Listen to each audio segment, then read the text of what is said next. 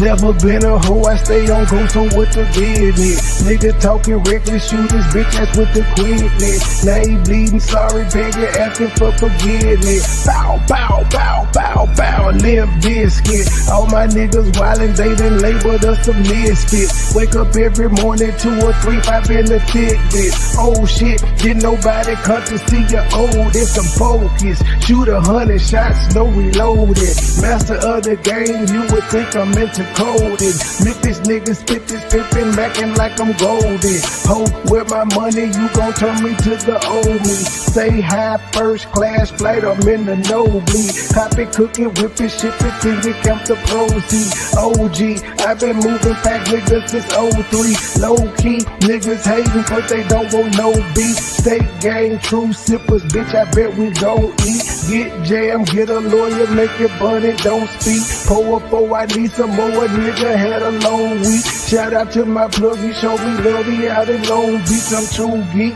Walking by myself, but left with 2 freaks. Ooh, we, nothing in they mouth and on they booty. Austin Power swag, yeah, baby, this is groovy. You can call me Money Boy, or you can call me Nudie. Hood niggas, churches, chicken, let me get a 2-piece. Top down, 2-seater, let me feel the 2 breathe. Gotta hold it steady, chopper, kick it back like Bruce Lee. Lately I've been in the zone, I guess I'm in my 2-3. Don't call my phone for nothing less than a QP. Feeling like the Migos, cause my bitch is bad and bougie. All my haters love me, all these bitches just some groupies. Came a long way, I like to introduce the new me. Standing on business like I'm king or like I'm Drewski. Call me Ron Island, cause I like my love for choosy. When we link it's a movie, she bustin' like a Uzi. I love the way she do me, I beat it up like Uzi. She dancing just like Suki.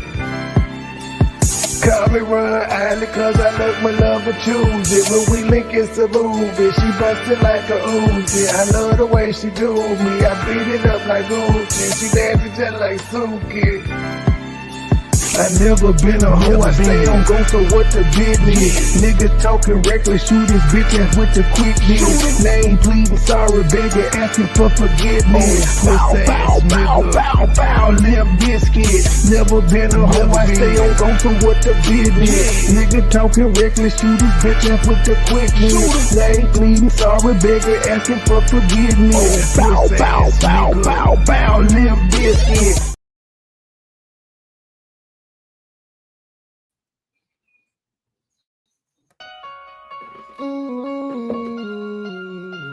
So cold, but I'm so hot. Dope boys I'm up in the trap, I'm dope boy. with them knives. Dope boy now. The game so cold, but I'm so hot. Same old shit, still on the block. Same young nigga came up in the trap. I'm dope boy fresh with dope boy not. Dope boy fresh with dope boy not. Dope boy fresh with dope boy not. Same young nigga came up in the trap. I'm dope boy fresh with dope boy not. The game so cold, but I'm so hot. Same old shit, still on the block. Same young nigga came up in the trap. I'm dope boy fresh with dope boy not. Dope boy fresh with dope boy not. Dope boy fresh with dope boy not. Same young nigga came up in the trap. I'm dope boy fresh with dope boy not. I'm dope boy fresh with dope boy not. Down 8 gram, headed straight to the block. Pirates, this water while till it's hot. Listen up, look, turn a little to a lot. Right hand on the cell phone, take an order. Left hand 360, motor to a lot. Blue holler tips, gas switches on the dot. State game, true sippers can't be stopped. Laughing at you haters while I'm thumbing through the paper. Says long at the bottom, won't you meet me at the top? The nigga ain't shit, yeah, get that a lot. Won't be deterred and I won't be stopped. Shaq D's the number one, I post up on the block. 24/7 cause the hustle don't stop. 31 flavor, take an order like a waiter. I be selling more gas than a local truck stop. 1200 strong, 4 pounds of the zop. Got me shining, I'm a star. Ask about me, I am legend. They gon' tell you who we are. Fuck these niggas, fuck these bitches. Get money, all I know. No love for these bitches. Never saving these hoes. The game so cold, but I'm so hot. Same old shit, still on the block. Same young nigga came up in the trap. I'm dope boy fresh with dope boy not. Dope boy fresh with dope boy not. Dope boy fresh with dope boy not. Same young nigga came up in the trap. I'm dope boy fresh with dope boy not. The game so cold, but I'm so hot. Same old shit, still on the block. Same young nigga came up in the trap. I'm dope boy fresh with dope boy not. Dope boy fresh with dope boy not. Dope boy fresh with dope boy not. Same young nigga came up in the trap. I'm dope boy fresh with dope boy not. When I'm thinking about the past, yeah, gon' get some knots, gang, we at the spot. If we ever was short, then it's back to the block. You probably get shot. Every day the sun change. We getting money, that's one thing that's never gonna stop. Real dope boys do what it takes. Playing high stakes, living to die. Do your time, keep it quiet. No matter who you are, don't get what you got. Stack it up, that's the bond to stay fresh. Oh, they think that you're not. Take a roll with a hoe, they gon' let you go. Somebody's gonna say you ain't hot. Just invest in yourself, don't worry about nobody else. There ain't no handout. If you say the same, put it on chain. Let them see you ain't tied down. Got a couple rings, did a lot of things. I ain't really gon' talk about it. Give me a trade, get you go. She gon' show up and show out. So don't ask me what a dope at, cause you already around. The game so cold, but I'm so hot. Same old shit, still on the block. Same young nigga came up in the trap. I'm dope boy, fresh with dope boy not. Dope boy, fresh with dope boy not. Dope boy, fresh with dope boy not. Same young nigga came up in the trap. I'm dope boy, fresh with dope boy not. The game so cold, but I'm so hot. Same old shit, still on the block. Same young nigga came up in the trap. I'm dope boy, fresh with dope boy not. Dope boy, fresh with dope boy not. Dope boy, fresh with dope boy not. Same young nigga came up in the trap. I'm dope boy, fresh with dope boy not.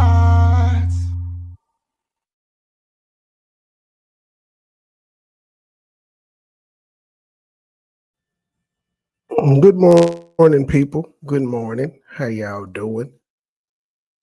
This is another slick internet test, but hopefully I can get through my true crime stories too. True crime, shocking and strange news stories. All these just is weird as hell, and you be like, what?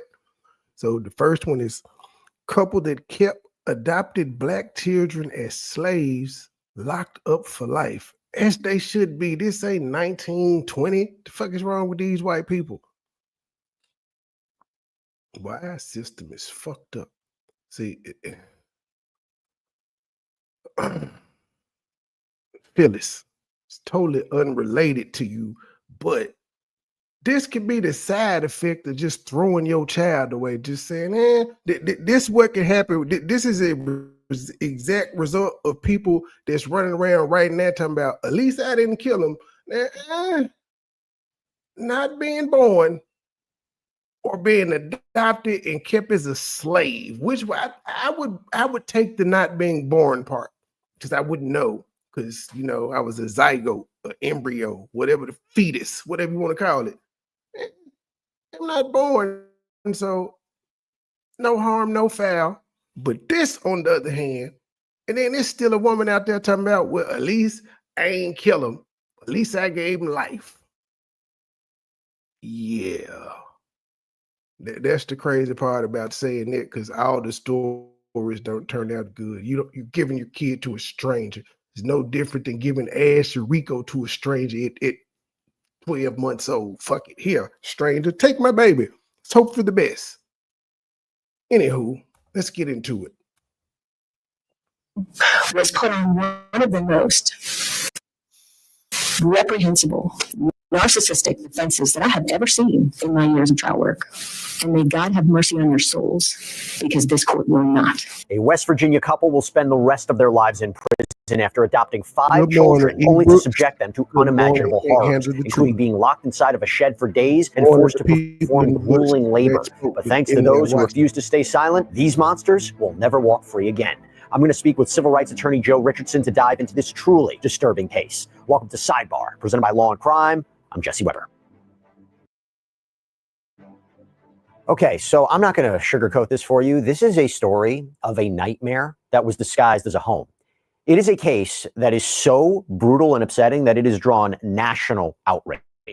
Jeanne Whitefeather and Donald Lance, a white West Virginia couple, adopted 5 black children, but not to love them, no, to abuse them in what prosecutors referred to as, quote, modern-day slavery. Their crimes?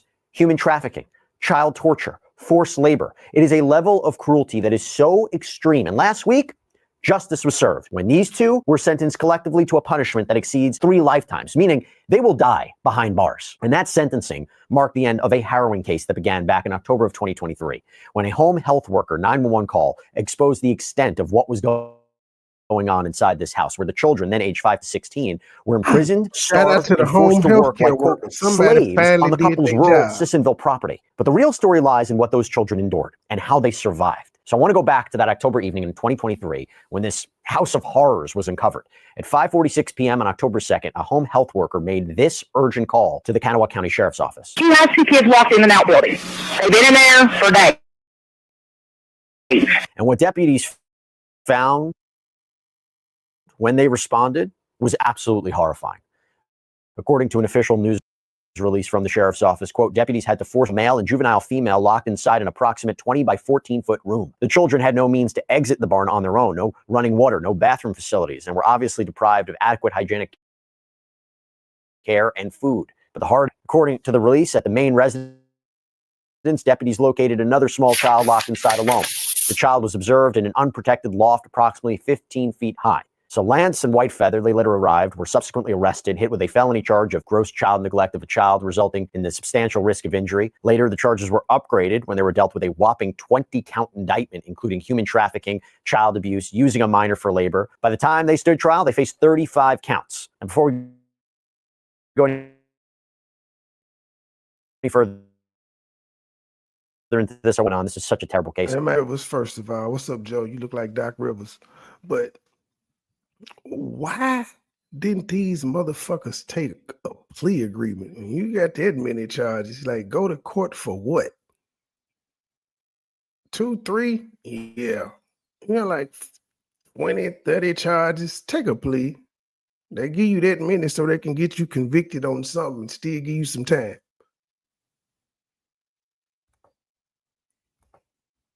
Initial impressions and initial thoughts on this one?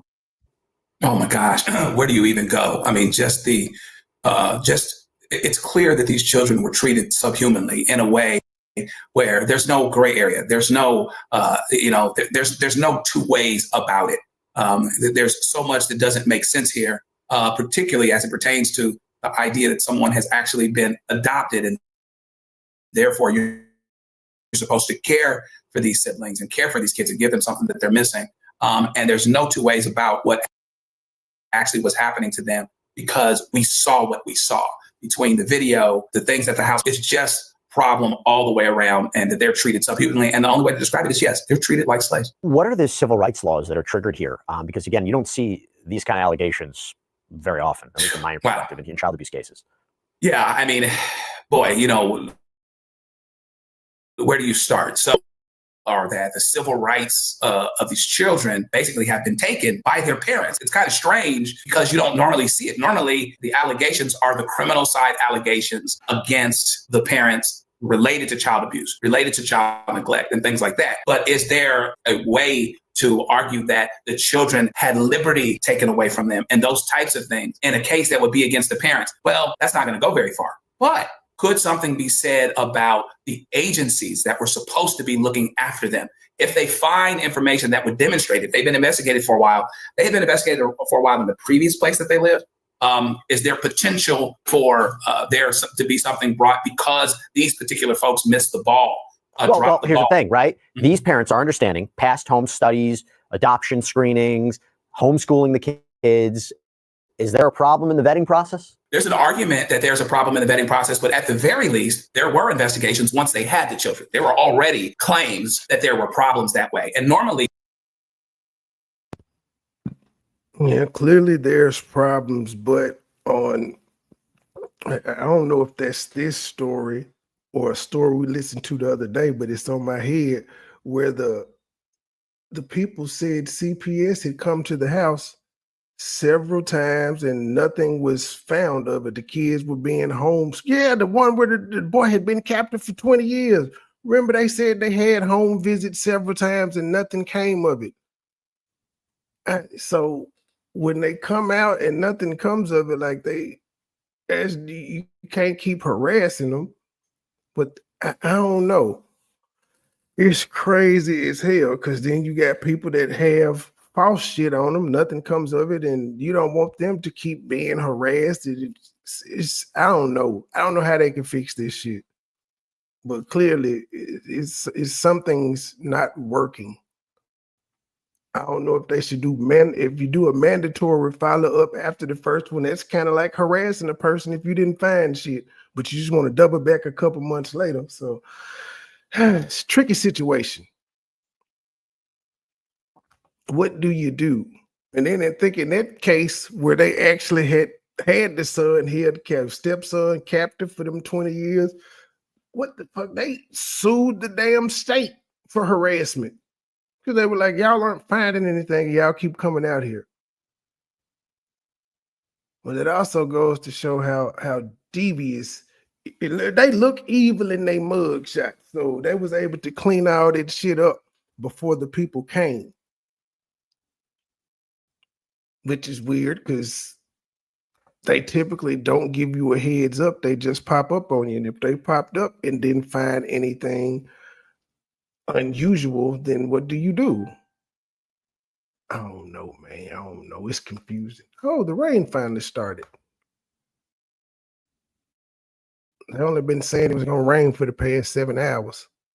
Though it's harder to get a public entity like it would be the state, a state agency, a county agency for liability unless they breach a mandatory duty that is statutory. So you can't just sue them for garden variety common law negligence. But if you can show that they had some obligation in the law statutorily that they did not meet, then maybe you have something there, and it would certainly be worth looking at in this day. By the way, we were able to find criminal histories for both White Feather and Lance on Truthfinder, the powerful background checker. So we just put in their names and state, West Virginia, located their profiles in just a few seconds. And under their criminal histories, we found these charges for child neglect. Now, Law and Crime, we partner with Truthfinder. We use it to get details on people involved in our stories. But even if you don't work in true crime, this gets in with a paid subscription service of confidential explosive trial. So prosecutors laid out /LC sidebar. So let's go now to January's explosive trial. So prosecutors laid out a disturbing pattern of racial targeting and abuse. And the evidence showed that they adopted these children from a Minnesota homeless shelter before moving them across state lines to Washington and then West Virginia, where the abuse had escalated. And jurors even saw damning proof of forced labor and psychological torture, including surveillance footage showing children being punished by standing motionless for hours with their hands on their heads. Now, what were the defense's claims? Well, White Feather's attorney, Mark Plants, called the shed where the deputies found the malnourished children a quote, teen clubhouse. And I want you to listen to this argument from a preliminary. A teen clubhouse, as my defense attorney, I would be mad as hell at you. That's the best defense that you could come up with after they got surveillance footage of this shit and called it a teen clubhouse. It was the nigger outhouse, sir.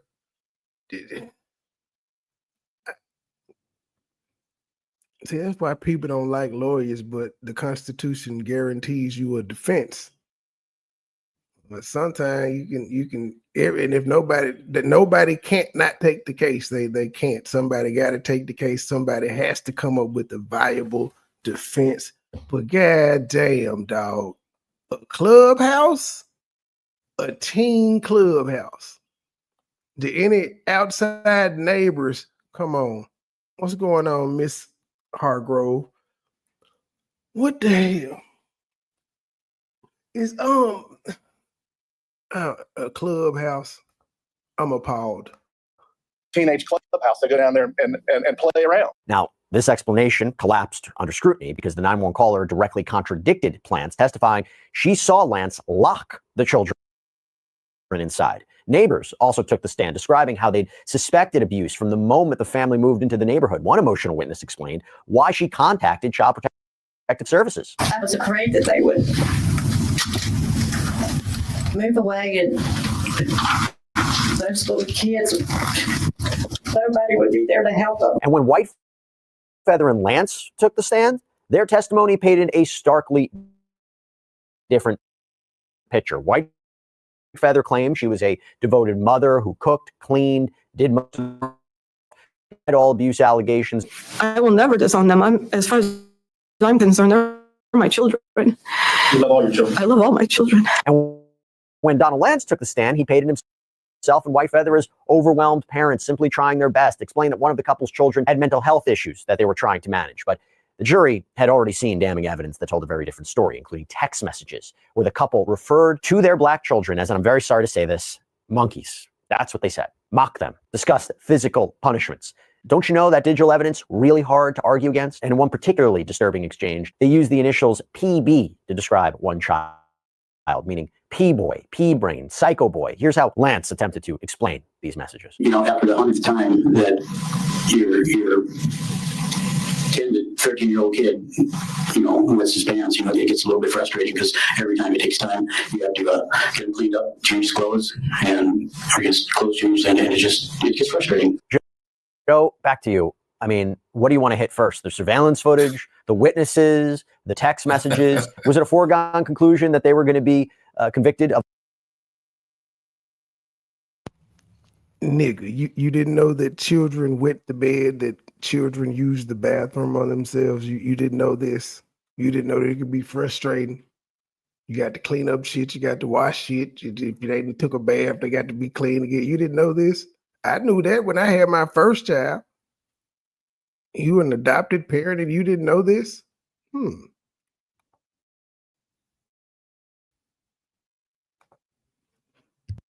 Of a lot of these charges? Yeah, it actually was because they had the receipts, as folks like to say so much. They were able to use these guys' own camera footage. You know what I mean? No, this is your footage. And of course, from the very beginning, neighbors saw that there were some things that were going on that shouldn't be going on. And then you add the texts that can't be, you know, sometimes people say, well, you text without context. Well, you've got full conversations where they're calling these kids out of their name. They're calling these kids something that they shouldn't be calling them if they actually care about them. So they're really able, it's very damning. It's not just people looking through the window and seeing some problems, even though that was there. It's their own actions, their own words, the things that they're saying that there's no gray area for. It's one thing if you're a little hard on a child or something and you're explaining it that way. They say you're teaching them discipline. You teach them discipline by calling them monkeys. What discipline are you teaching by having them stand for hours with their hands on their heads? What discipline are you teaching by them not being able to go to the bathroom? There's no excuse for it and there's no gray area for it. So they were going to get convicted.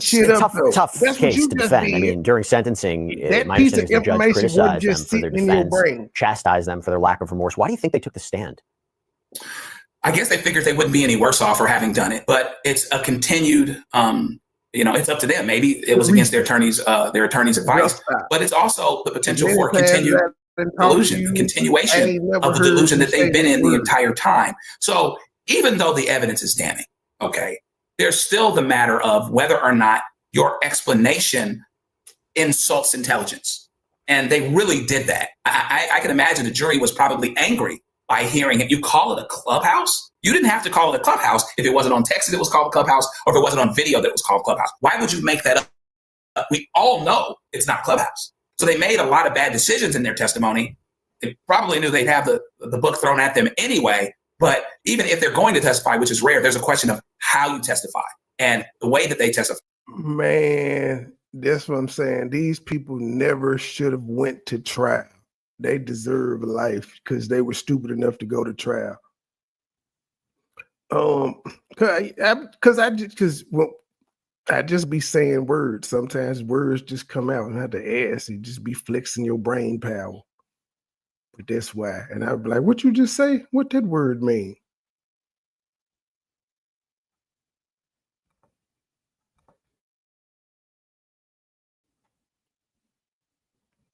Really, just like subterfuge. That's one of my favorite words as of late, since I had learned what it meant. I had heard it on the flash, and I was like, oh, okay, subterfuge. I got it.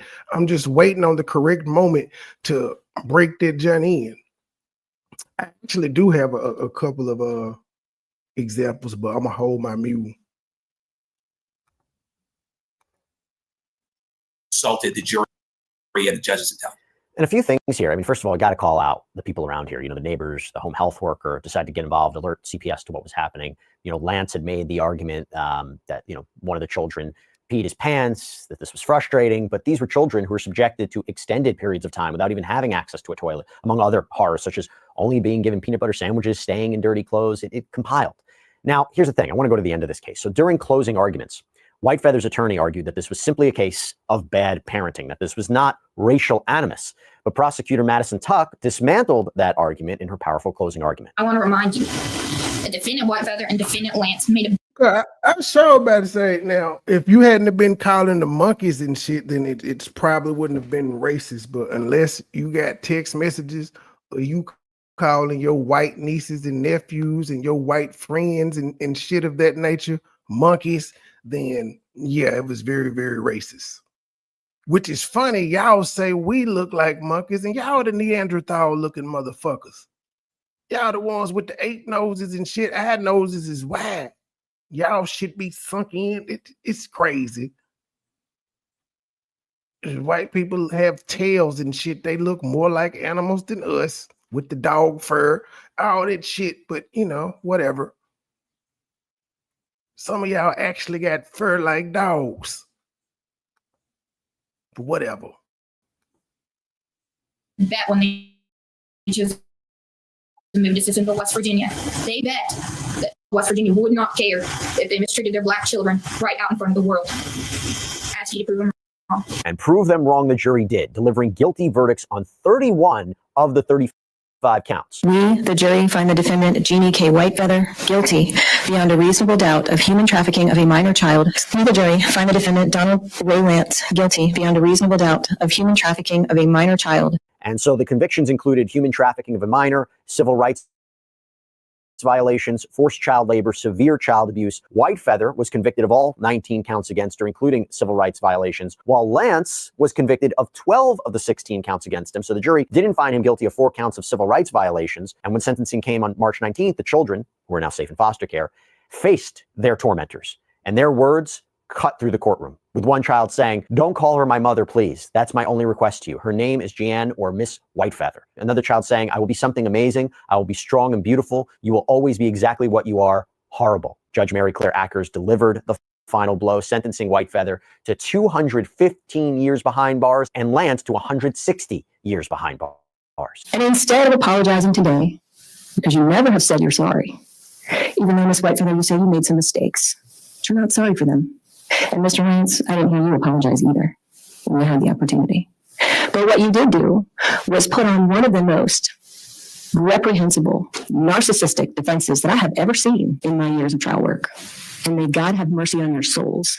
Because now, Judge, I think you're out of order for criticizing their defense. You putting your personal feelings in there. You can't be upset. That's what their lawyer chose to use as their defense. They wasn't sitting in jail and coming up with what we gonna say in court. The lawyer had to present this. It was just like in the Young Thug trial. I think a lot of people found it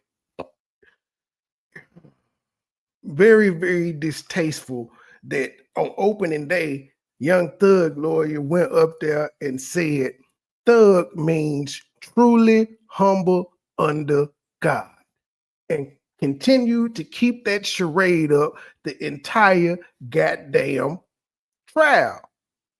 That wasn't Young Thug's fucking idea. That was his lawyer. "I'm paying your money. If you think this shit gonna work, go with it." How you go? By your logic, ma'am, anybody that comes up with the fucking defense is going to be narcissistic, because in their defense, trying to not get life, they're going to make themselves the victim and the other person the bad guy. It's called a defense. You can't have a defense without being narcissistic. Come on, Judge, you know better than this. I understand the situation, but come on now, you shitting on the lawyer slickly. That was a dumbass defense, though. It was a clubhouse. That was a dumbass defense. I won't say irreprehensible like she did, but it was definitely a dumbass defense. Is this court will not. Now, the couple was also ordered to pay $280,000 each in restitution for the children's future therapy and medical care. Joe, why do you think they were convicted, and what's what did across the board? You know, I find it interesting in these kinds of cases when the evidence is so bad and egregious that if you have a jury who doesn't just automatically convict across the board, to me it signals they carefully looked at the evidence, and that makes their decision, you know, even more supported, even stronger. But why do you think they were convicted, and why do you think he wasn't convicted of some of those civil rights violations? Well, clearly they were thoughtful, right? And so it would be, no one would have questioned this if they just said, listen, let's just sit around and have a lollipop and just find these guys guilty on everything. They will But they never followed where be the able evidence to took pay them, that compared restitution. it to the elements of each of the causes of action. And it may be because of some level of decreased involvement as it pertains to a particular thing that lends to the civil rights cause of action itself, that they didn't get dad on all of those elements. Maybe one or two people on the jury weren't quite as sure. I am certain there might have been a couple of people who've been like, gosh, we can convict them of this. But technically speaking, Judge, they got told they slaves to obey the slave master. They did. Take them ass whoopers and don't say nothing. That's what they God said. Apparently they weren't fair. I bet the motherfuckers went to church every Sunday. They didn't give a fuck. They don't give a fuck about hell or God's wrath or none of that shit. They don't.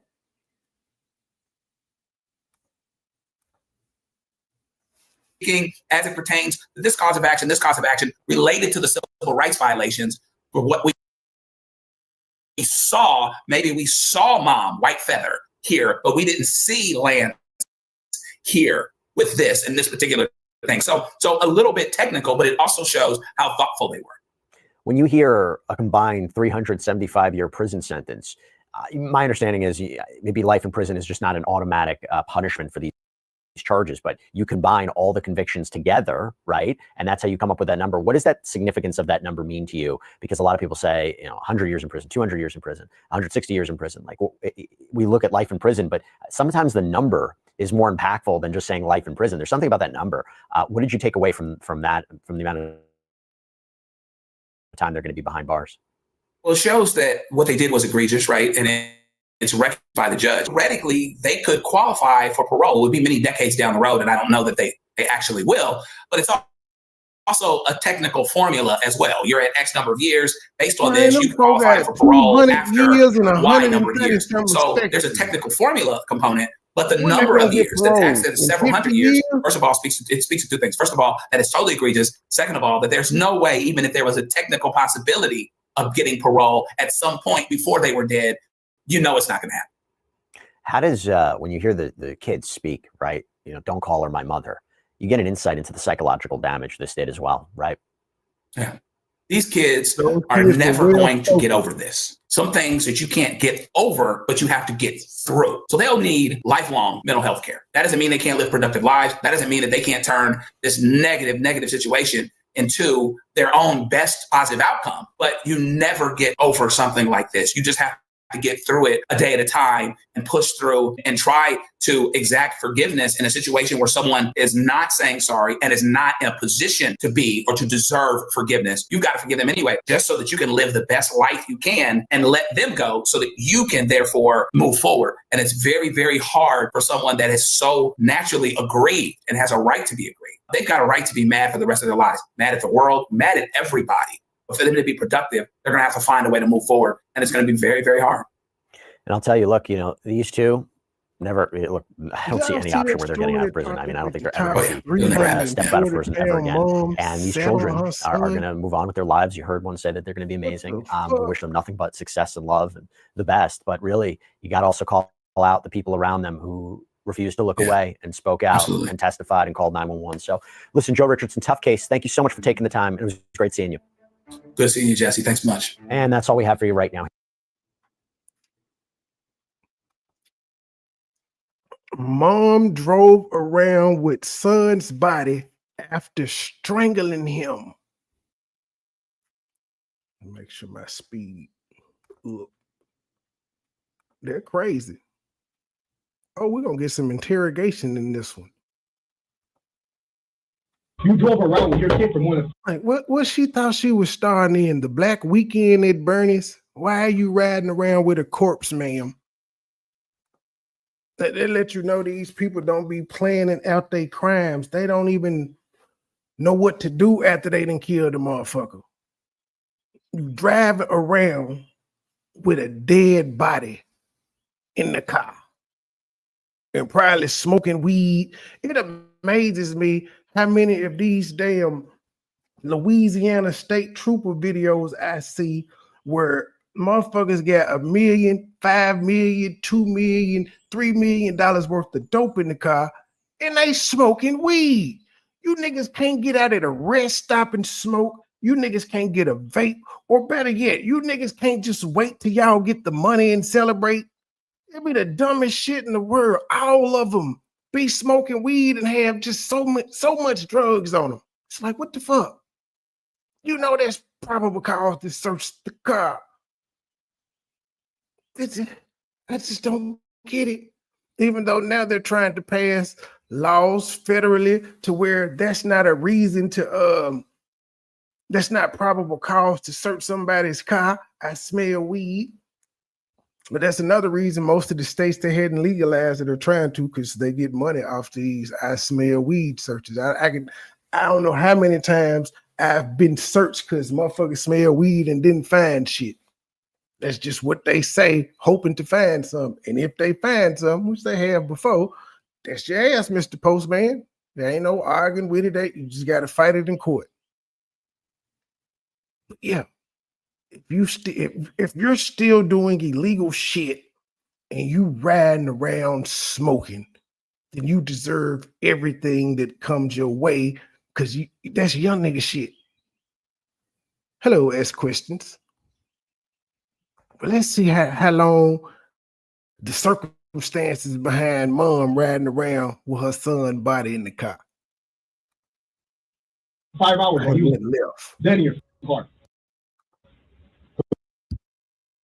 When they took him out of your car, you were stiff as a board. Detectives turn up the heat on a mother, getting her to confess to strangling her young son. Did you do anything else to him? No. I have the video of cops grilling Shanika McKenzie and the sad story of the murder of little Jason Burgos. Welcome to Crime Fix. I'm Anjanette Levy. Jason Burgos was an 8-year-old little boy who was with his mother when he died. His mother, Shanika McKenzie, is charged with murdering him, but her case is on hold right now, and I'll tell you why later. Jason's death is absolutely horrific. It's tragic. The investigation started on November 14th, 2023 in Hialeah, Florida, outside of Miami. Police said Shanika McKenzie showed up at Hialeah Hospital with her son, Jason, and he was unconscious. But there was nothing doctors could do to save him. Jason was already dead. Detectives talked to Shanika McKenzie to get her statement twice. Here she is in the interrogation room waiting for detectives to meet with her the day after Jason died.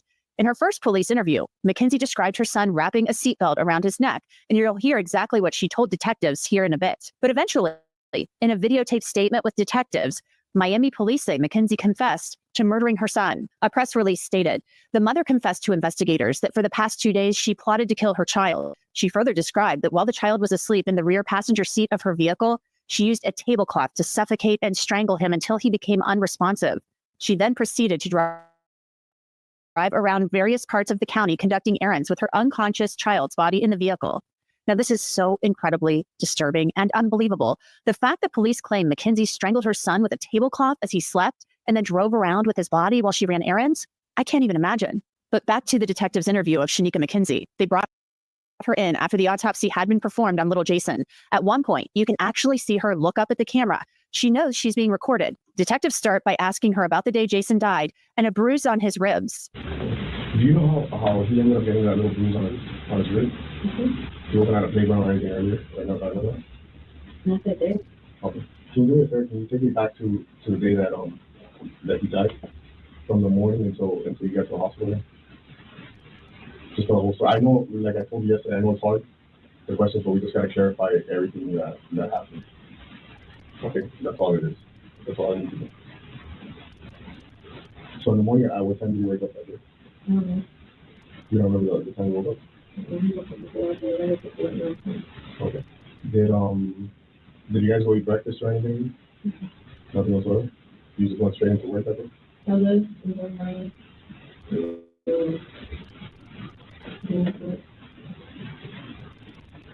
When you say you left and drove around, where did you end up?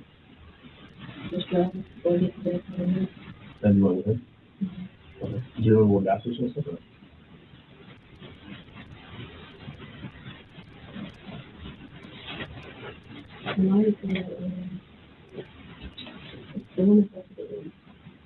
Oh man. Is it close to the hotel? Yeah. It's not the one that's real close to this other nightmare. I want to tell you about something Ellie has out right now. It's a truly gripping and incredible investigative documentary on her who took Ellie is taking you back inside Lace's parent at the center of the story. So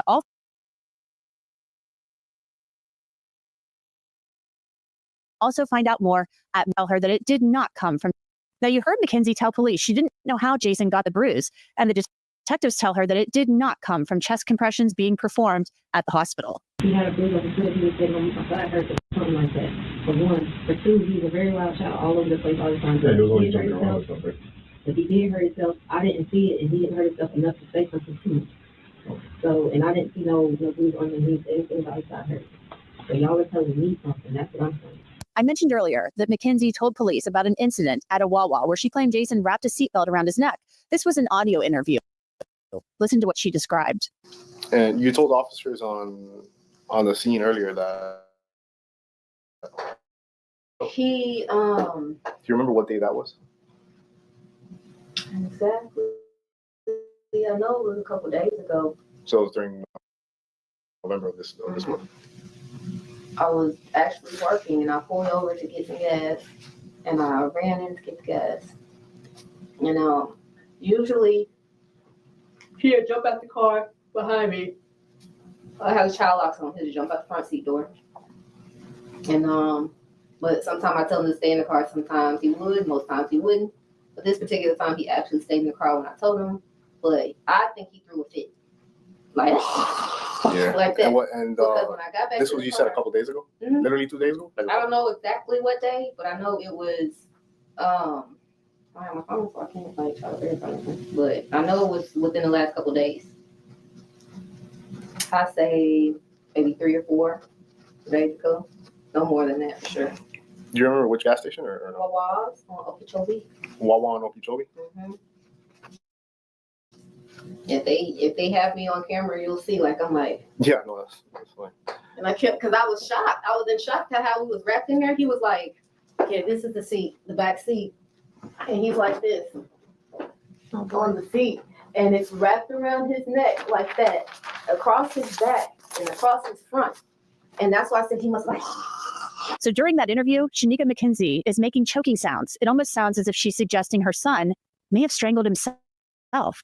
She even told detectives she had to cut the seatbelt off to get it off of Jason's neck. Did he tell you what happened, how it happened? I asked him.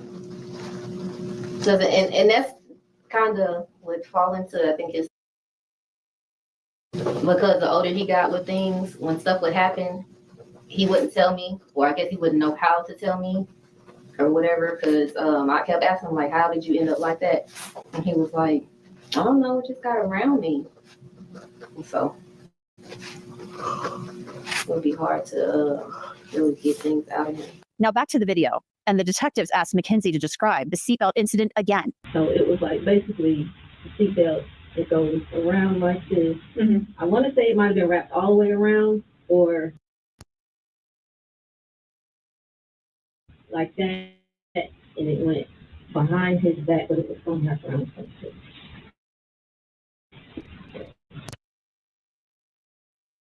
It wasn't buckled. Mm-hmm. So it was just wrapped around all over him. Okay. Did he notice that he could breathe? It was saying that he could still breathe? He was breathing. How long was it that he was wrapped? I don't know. It happened when I was in the school. I said probably like 2 or 3 minutes. Mackenzie goes on to tell the detective she was shocked. And then you said you grabbed the knife from the driver's side and you cut it. Okay. So when we review the video at Wawa's, what are we going to see? Are we going to see you cutting it with the knife right there? The door was open, so it's being for the car. You see, that was right there. Yeah. You say you got gas, right? Mm-hmm. So when it was wrapped, it happened when I was in the store. Yeah, no, it happened when you were in the store, but you ended up getting gas and then you cut it off. Mm-hmm. Is that like the only time you got gas this week? Or I'm sorry, but both of them detectives is looking at her like, bitch, please. She does not sound like a mother who just lost a young child. I'm sorry, she don't.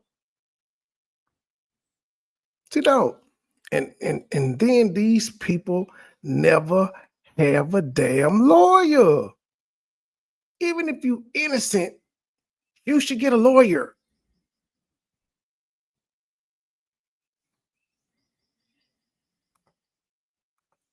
you have to get gas a lot. There's a point. About how many days a week do you get gas? It's free. Every day? Oh, damn. Mackenzie worked as a DoorDash driver, and you heard she told detectives that she gets gas every day. And what the detectives are doing is pretty common. They are getting Mackenzie to restate her story, and they're also seeing how she reacts to information. She goes on to tell the detectives she got up that day, and her son said he wasn't feeling well and wanted to go to the doctor. Then she checked on him, and he felt weird. The detectives then empathized with Mackenzie to try to get her to open up. You've had a lot of things from what you told me yesterday, and you told us a lot about your life. You've had a lot of things swept away from underneath you, and that you've lost, that you've worked hard for, and that you've lost. You know, you got removed from the military, you said. You lost your beautiful house that you had. You were telling us about that beautiful house, and your landlord just one day or the next said, hey, you know, you're out of here. I want my son to move in. You haven't had it easy. And I'm sure that, you know, even you trying to sell your bracelets in front of Starbucks with your son, you know, then they issue you a trespass warning. Like, you're just trying to make it. As a single mom, your father's son passed away from a tragic car accident. And, you know, I'm sure it's a lot to take your son to work with you every day in the car because, man, I did road trips with my family. I could barely do a 4-hour trip to Disney with my brothers, like friggin' punching each other and screaming, and it's a lot. And you, who have to be on your phone, he probably wants to play with your phone all the time, watch videos. I can imagine. He's at that age. So it's a lot, and it's probably very overwhelming for you. You're not very close with your parents. You're not dating anybody, correct? So, you know, don't feel bad about feeling that way. You're very justified in feeling that way. Okay. Shanika Mackenzie and Jason were living at different hotels in Florida after they moved there from Missouri earlier in 2023. The little boy was not enrolled in school, so she took him along on DoorDash deliveries with her. The detectives then confront Mackenzie with the autopsy results. Watch her face carefully. Listen, I'm going to give you a little bit of a hard truth now. Okay? And I want you to be honest. All right? You've been this job for a long time. Okay? Your son was strangled. I'm going to lay it on the table. You're strangled. You're the only one who is. Okay? There's a lot of inconsistencies in your story. Listen, if you felt like the world was crashing down and you had no other way to escape or to give them a better life, and you thought that was the only way out, it's okay. So what really happened? Yes.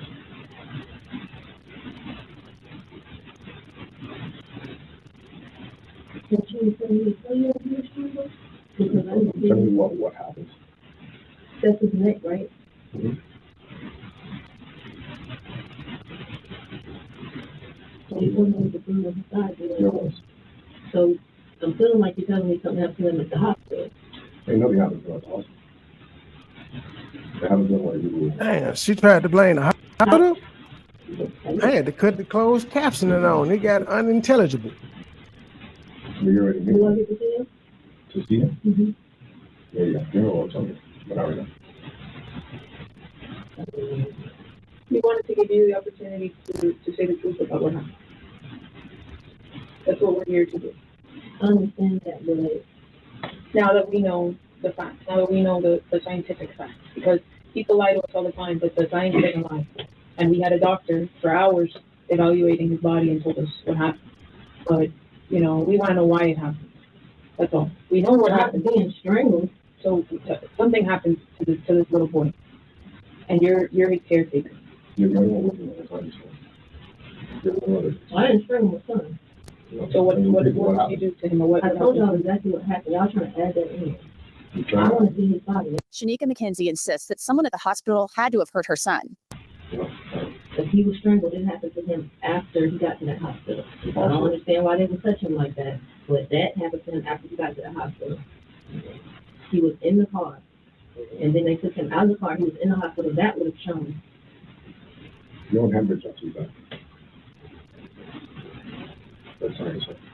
No, what I'm saying is, like, when he got to the hospital, he was already still. He was dead for a while. So, you know. What's the while? more than 5 hours. You're telling me, yeah, and I'm telling you. No, I'm telling you, you're telling me my story has inconsistencies about my child. He was in the car, on the floor. I was driving around to work. I didn't strangle him. I told y'all exactly what happened. It's like you want me to add that in there or something. Let's not add that in there. It's just what happened. Okay, well, I can see his body, right? Because I want to see what was on I can see the body right now. And I'm not going to lie to you. Everything's documented, everything's reported, everything's fine. But according to police, Mackenzie brought her unconscious son to the hospital after she'd been driving around with his lifeless body for hours. At one point, the investigator accuses the mother of being savvy enough to concoct a narrative about medical workers hurting Jason. I honestly think that you knew we were going to find something wrong with his neck. And that's why you said this story about the seatbelt. No, it's a Wawa. You can check it on camera. Yeah. We did this. We went to the field of children. I was stuck at the work and so. I'll find out.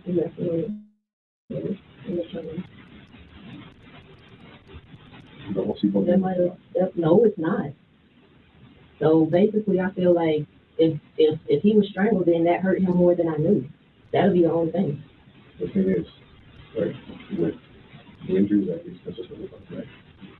He's not going to survive 2 or 3 days of life. That's really, that's an issue. It happened yesterday.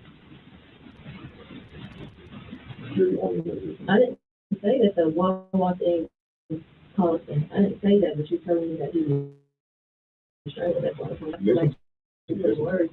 Since you knew, right, what happened, right, how he died, because whichever way, however it is that you probably strangled him.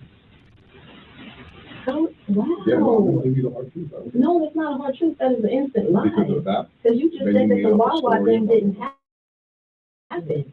And that if Wawa has cameras, I will, when I get my car, if y'all let me go, because y'all are trying to like, now you just told me, no, you just, I feel like that because you just told me something didn't happen that did happen at a place that should have cameras. You gotta remember the medical examiner, right? They ruled this a homicide, right? Because he was killed by mechanical strangulation. That means somebody strangled. You're the only person with him. Okay, you're not a dumb person. You're a smart girl. Okay, so all we need is the truth. You're saying, you're telling me things that I can't identify with because I don't know. It's like you want me to add it in there or something like that. With No, the strangling and the bruising, and then you're saying the situation didn't happen at Wawa. Like, you're lying. The whole thing with the seatbelt was to try to say that it case of a mark comes off of his neck because you're not a dumb person. You know, you're not dumb. Okay, but it did happen. And I can prove that it happened because it actually happened. If they have cameras at that place, then you'll see it on camera. Okay, let's say we were to find it. That's not what killed him. That's what I'm saying, but he's saying strangulation. That's only something. We want to know how your son died of mechanical asphyxiation, meaning something was putting pressure on his airway, on his neck. Okay? Maybe he was screaming, maybe he was talking, maybe he was bugging you. I don't know. You have another son. You are a strong, independent mother. A single mother. Be accountable for your actions. Show your other son that you are remorseful, that you own up to your mistakes in life. That you, maybe you're not remorseful, maybe it wasn't a mistake, maybe you're happy, maybe you feel a sense of relief. And let him know. Show him the mother that you can be, because you still have another son. But to lie and to not take responsibility for it at all. The story is not adding up. The story is not adding up to the physical evidence at all. Okay. So so maybe he suffocated. That's there on the floor. That's not what happened, man. That's not what it shows. It involves force. The investigators turn up the temperature, and there's a lot of cursing, lots of F-bombs. You think that we're lying and we're making this? I do. You really do. In your head, you think that we're lying? That's ridiculous. I'm not because you honestly, you killed your kid, and it's sad that a mother does that shit. You know why? Because you're weak. That's what the you are. You're weak. You couldn't take care of your kid. You would always lose him, right? And you couldn't deal with it. You wanted to be alone, and you killed your kid. You strangled your own. Go off then, and then detective. you Let them walking around cook. and trying to make some story up. And that's all it is. Own the fuck up to your shit. It is what it is. You strangled your kid. All the evidence is out on the table for it. You're the only one with him, the only caregiver. He lives with you only in that hotel. You take him everywhere. You drove around with your kid for more than 5 hours while he was dead in your car. Because when they took him out of your car, he was stiff as a The detective is sick of you know this what shit. that is? You ain't So, get the if I link, failed as truth. mother, I yeah, you sent did it. fail. Hold on. That's what you fucking did. You look at, hold on. Let me make sure I sent it. I thought I did. Hold on. Let me check my outbox first. What you looking ass? I see you looking. What you looking ass? Sent. Yeah, I sent it to you at 7:53. 7:53. I sure did. And the link in there too. I had to double check. I know I will email without a link. It's in there though, but good morning, Miss Terry. Good morning. How you doing?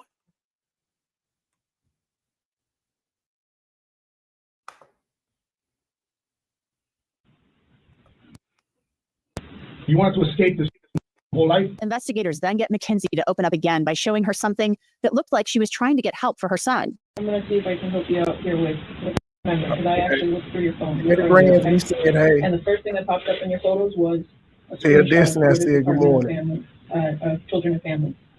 And you had a screenshot of that, the Florida Department of Children and Families location. Yeah, you had a picture of that in your phone. Mackenzie then describes what she did before police said she killed. As you see, the internet is acting right. I've heard it do one of them drop things one time. I've been watching the screen a couple times. It's the little thing has popped up, but it hadn't interfered with the stream. But what it was, I had bought that the Gigaport thing the Truth told me about. And then when I went to the settings, he told me, I was like, it ain't got that. And it looked like it was working. It wasn't, but some told me to go back into the driver and find it. And then I did find it, and I found the Gigaport sitting on there, and it was able to switch it up. So that's why I said this morning it's kind of like a test. But yeah, it's doing this thing. I think this is what it was. I didn't activate the Gigaport because I didn't scroll down far enough. I was expecting it to be in the same spot like it was before I got it when he told me just check my speed. Go and make sure it was on full duplex. Yeah.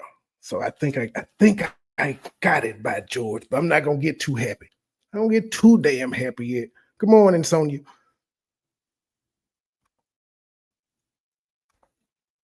Her son. Did you go to Burger King first? Yeah. So but your next stop was Burger King. I actually got into the 400 speed this morning before I connected anything. When I had just flipped. Do you remember any landmarks or any got into the 400. Now what it's doing, shit is running. I don't know. It was discouraging before I went live. I was trying to test it with both shit up and the speed was showing 30. I was like, oh, that's ugly. Let me just stop looking and see if it works. It was in Miami that happened? Oh, the Burger King in Miami. And you think he killed him in Fort Lauderdale? Mackenzie was booked into the jail after police say she confessed. The part of her interview where she confessed is redacted until her case concludes. Good afternoon, Ms. Mackenzie. You were arrested for one count of first-degree murder. The judge appointed a public defender to represent Mackenzie. So I believe the arrest affidavit, there is probable cause for the charge of first-degree murder. She killed her child. So I'm holding you with no bond. Good day, ma'am. Mackenzie almost looked confused. Recently, the court found that she was incompetent to stand trial. Competency is an issue that has to do with whether someone is mentally able to help. Wait, she's slow? She got away with being slow, with being crazy? Well, not slow, but crazy. Wow. So she doesn't get punished then, unless you call being in a mental institute getting help punishment. Because that's what they're going to be doing in there, helping her. They're not going to be punishing her. Help with their own defense. A judge has determined she can't do that right now, but competency can be restored. So we'll see whether or not that happens. So for now, the case is on hold. That's it for this episode of Crime Fix. I'm Anjanette Levy. Thanks so much for being with me. I'll see All right. Only Wrapping a man up in saran model and wrap like a murdered mummy in and wild gluing boots on his feet, BDSM not something session. you hear about often. But what if I tell you some people pay for that? To explore their own hire to engage in the sex acts is charged with his murder. I'm Elizabeth Milner with Before We Case. I want to tell you about something really exciting at Law and Crime. We're launching a new channel called Scandal that is dedicated to exposing the dark side of fame, covering all the wild crimes in Hollywood and diving into the disturbing rumors. This video intended to kill him. But police say while the man was unresponsive, she kept on filming for her OnlyFans. So this happened back in April of 2023. But let's take you back a month earlier. That's when 55-year-old Michael Dale first contacted 31-year-old Michaela Ray Larsden. Police say he spotted her on a website usually used for hiring escorts and spicy dancers, i.e. strippers. Investigators say Michael had an interesting request for Michaela. He wanted her to wrap him up in saran wrap like a mummy and glue women's boots to his feet. Like I said, interesting request. Michaela reportedly said to police that it was the first time she ever engaged in, well, I guess you can put it as fetish behavior. The two met up on April 17th of that same year. Now, their encounter was reportedly between two consenting adults engaging in bondage, discipline, dominance, submission, sadism, and masochism. You know, BDSM. That night around 6 p.m., Michaela went over to Michael's home. Michaela told investigators Michael appeared intoxicated, but they still engaged in their trysts. And she spent several hours with Michael and played out his fetish at his request. Again, as long as it's two consenting adults, what's the harm, right? Well, it was fine until a 911 call came in. When officers arrived, Michaela was performing CPR on Michael. He was rushed to the hospital, but declared brain dead the next day. A few days later, he was taken off life support. His cause of death, deprivation of oxygen to the brain, meaning police think he suffocated to death. But here's the thing. It's not like Michaela was arrested then and there. However, she did cooperate with the investigation. Police say she handed over her phone, but what detectives saw was troubling, as they noted it.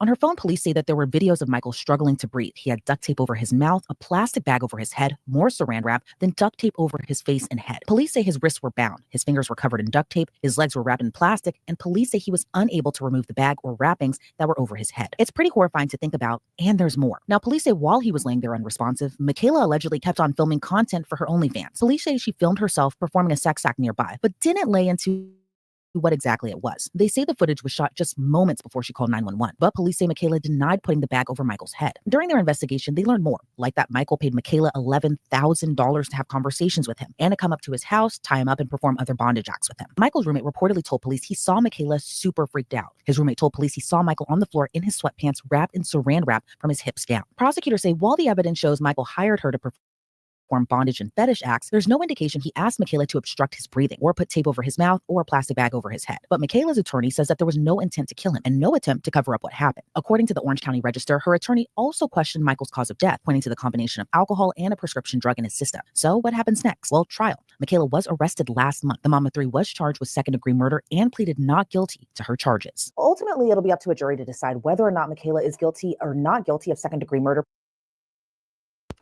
Mom of three. Why all these mamas selling pussy?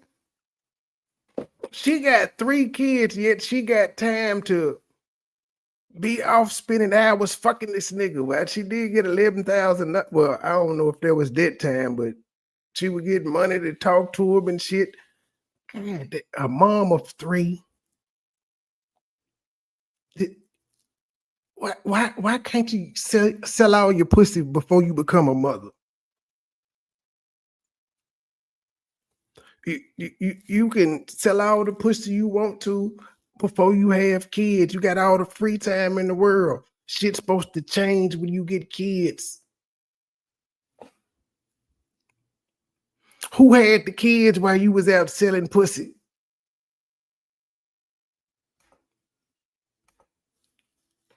But let's bring on attorney Melba Pearson to get her take on this case. Melba, always great to see you. With what we know now, do you see a jury coming back and saying guilty on second-degree murder in this case? Well, always great to see you and to be on with you. And I don't see this as a second-degree murder case. I think because of the salacious nature, everybody's like, oh my gosh. But we also have to look at the intent aspect. And because when the defendant turned over her phone and all the different correspondence that had occurred between her and the victim, it was very clear that they mutually agreed to these activities. He actually wanted her to do more than she actually did. And so with that mindset in kind of in play, I don't see the requisite intent for second-degree murder. Granted, there was wanton and reckless disregard for human life in some ways, but again, that's mitigated by the fact that they mutually engaged in something that could result in death. So they both engaged in very risky behavior.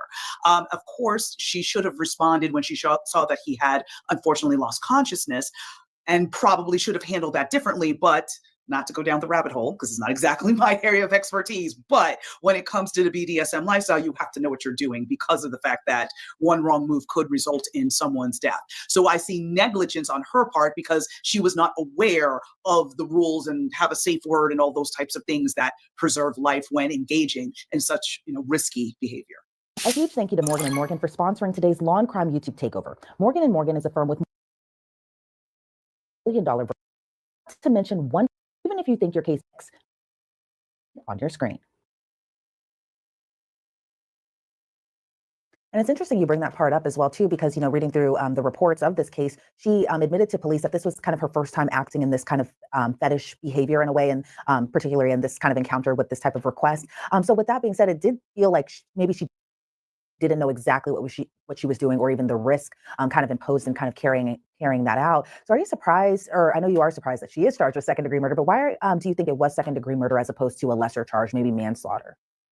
I think, again, the salacious nature of it really, I think, hit everybody incorrectly. And again, if you are not, again, this is not my jam, so I'm going to keep using this as a caveat. But, if you do some research in the BDSM lifestyle, there are certain societal norms that are, we may not understand because that may not something we engage in on a day-to-day basis. But if you were to research that, there are a lot of aspects to which, again, you engage in behavior that could result in death, and you have a safe word, and there's just certain protocols that are followed. And so if I know it may be distasteful to some, but again, to understand the totality of the circumstances, any good defense attorney is going to blast a hole in that. Just realistically speaking, because again, you're looking at the consent aspect and you're looking at the negligence aspect because she walked into a situation that she kind of thought she knew what the rules were, but she really didn't. And so this is a cautionary tale for those who engage in that lifestyle to understand the parameters and how to keep yourself safe as well as your partner, whoever you're engaging that behavior with, safe. But on its surface, without any background or understanding of this lifestyle, you're like, well, you saw the person passed out, they're not responding. How come you didn't immediately rip the bag off and do all of the normal things one would think of? But again, when you're in the fetish lifestyle, that's not necessarily the. She did CPR, so she wasn't trying to kill the nigga. They said she was performing CPR when the paramedics got there. So she attempted life-saving measures, which is something a guilty person wouldn't do. The criminals, that'd be one of the things the detectives asked. Well, why didn't you try to perform CPR? She did. Reaction one has. So that's kind of the rub. Yeah, and just thinking of the imagery here, where we're talking about lots of saran wrap, a lot of clinging wrap, as police have put it, a bag over your head, your fingers are duct tape, your mouth is duct tape, and while the victim did want this, while these were two consenting adults, and we do kind of want to stress that here to our viewers. But what are your just thoughts overall, just about kind of the horrific nature and just the way that the victim kind of became unresponsive? Again, with the duct tape over his mouth, the plastic bag over his head, saran wrap just all over his body. Again, while he did want that to happen, what are your thoughts on just how horrific everything turned? Well, first off, let's be clear. While he did consent to all of this, when the defendant arrived, he was under the influence of some kind of intoxicant. So again, he was not necessarily thinking and operating clearly in terms of what he was necessarily consenting to at that moment. And again, it's one of those things where fantasy and reality don't really match up, right? Because he's fantasizing about all these things in what he wants amount of time. And it makes it difficult for someone to rip that amount of duct tape or plastic off in a timely manner to preserve your life. So I think, again, it was a lack of understanding on both of their parts and a lack of really thinking this through in a lot of ways. And it's tragic. It's tragic. Clearly, he's, again, he was somebody he engaged in this for a good time. I mean, this may be strange to many of us, but some people derive pleasure from those sorts of activities, and that's what he was seeking. And unfortunately, it resulted in his demise, which is incredibly tragic for him and all those who knew him and loved him. Yeah, and I remember actually just watching a TV series called Nip Tuck, if people are familiar with that show, that they kind of had a plot line exactly similar to this case. And now that the kids are, her mom's on trial, the kids get to hear and see that they mama was selling pussy. This is going to be memorialized in history forever. Mama was paid to wrap a nigga up in saran wrap and have sex with him, and he died. Mom was paid $11,000 to talk freaky to this man and spend the night with him and do all types of kinky things to him. This is what her kids get to see for the rest of her life, whether she's innocent or guilty. 3 of them. This is why it's so interesting and kind of fascinating here. When we're talking about the defense, what do you think that the defense could be for trial? Now, Michaela's attorney says that consent might be a mitigating factor, but not a defense. But she called 911. She performed CPR on him. But what are your thoughts overall on what a trial could look like in defending the client here? Well, first off, I would want to avoid a trial because, again, of the salacious nature of everything we're dealing with. And you're going to have to educate the jury because they can't quite come to a verdict until they fully understand, again, why someone would even want to engage in this. Most of us wouldn't willingly want to have our faces duct taped. So you have to kind of get the jury past that initial shock and Shout out to potential the Black prejudice they panel may over there have, on being like, crime. well, something must be wrong with you, or you're gross and disgusting, or, that sort of thing. So again, I could see a jury just getting caught up in the tawdry part of it and not really focusing on the law. So that cuts both ways for both the prosecution and the defense. So this is something that needs to be a plea, first and foremost. But if this did go to trial, then again, the defense would have to take that step of educating the jury on the BDSM lifestyle, possibly even calling an expert witness to talk about the norms within that community. And then again, looking at the fact of the action she did take, that when she realized there was a problem, she immediately sprang into action, showing that she had no intention of, harming him in some way. And like I said, the argument can be made for negligence, but I don't see second degree murder in any way, shape, or form. Yeah, and just going off of, the whole negligence part here, investigators say that Michaela kept filming content for her OnlyFans page, even while the victim was lying there unresponsive. Do you think it is possible she just didn't realize he was unresponsive and maybe just thought he was just kind of going along with the act? And my second part to that question is, how particularly damaging are those videos that she had turned over to investigators that were found on her phone of her just kind of performing? We don't know exactly what she was doing for her OnlyFans, but as far as, filming content while the victim just lay there unresponsive, not knowing just how particularly bad it was at that time. Well, of course, those videos are going to come across as harsh and uncaring, and obviously can be easily construed to show a state of mind that was just evil intent, right? So if I was her lawyer, I would be like, my client filming those videos with him nearby, I don't know if he was in camera view or anything, was her advertising her BDSM services. Because again, when she found out the nigga wasn't breathing, she did CPR. It's not like where the other lady had put her husband in the suitcase, a boyfriend or whatever, and was beating him, and he was saying, I can't breathe, let me out. And she flipped him up and down the steps and all of that shit. Nope.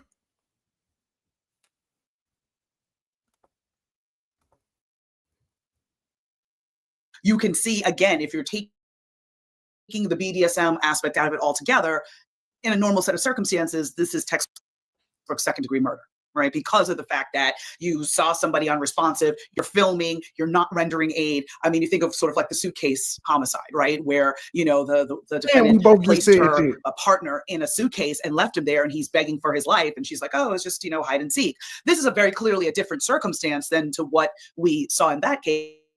But that video was what was very telling to show her state of mind at the time. And so I could see the prosecution using that tape to say, listen, she had wanton and reckless disregard for his life, and she's filming while he's unresponsive. She's doing things that one could argue was pleasurable to her while someone was dying and that sort of thing. So in a vacuum, it could be very damaging. But again, the flip side is she turned those videos over. It wasn't that the police and law enforcement had to get it as a result of a subpoena. She willingly turned everything over, which shows that she clearly had nothing to hide and that she felt awful about what had occurred, because clearly that's not how she intended for the night to end. Oh, and just this whole case overall, it happened back in the spring of 2023. Why do you think she wasn't arrested though until just last month, now 2025? There could be a number of reasons why. I mean, I think that number of hesitance, again, pattern of this. Possibly law enforcement was doing more research into both of their backgrounds to kind of understand who they were and how they got to this point. It's possible that they spoke to other witnesses, maybe not necessarily obviously witness to what happened, but did the victim engage in BDSM type activities before? Was there somebody else who could say, listen, he asked for this specific, this is how it ended, or something along those lines? Investigation that they were doing around the facts in this case and how it came to be. And they came to the decision that, this was second-degree murder. Yeah, and despite, what the television shows always show, it doesn't happen as quickly all the time when it comes to these types of investigations. And I'm sure even, when it comes to trial, that'll be a little down the line there. Does it come as a shock to you at all that she's being held on no bond in this case? And do you think she should have been given bond? I mean, she's a wife, she's a mom of 3. It doesn't appear that she would necessarily. I know this motherfucker didn't say a wife and mom of 3, but yeah, I think it's fucked up. She don't have a bond and Yellow Beezy got a bond. A little down the line there. Does it come as a shock to you at all that she's being held on no bond in this case? And do you think she should have been given bond? I mean, she's a wife, she's a mom of 3. It doesn't appear that she. I hope this motherfucker got mama. So your husband had the kids while you were selling pussy. Her husband had to be her pimp. It had to be.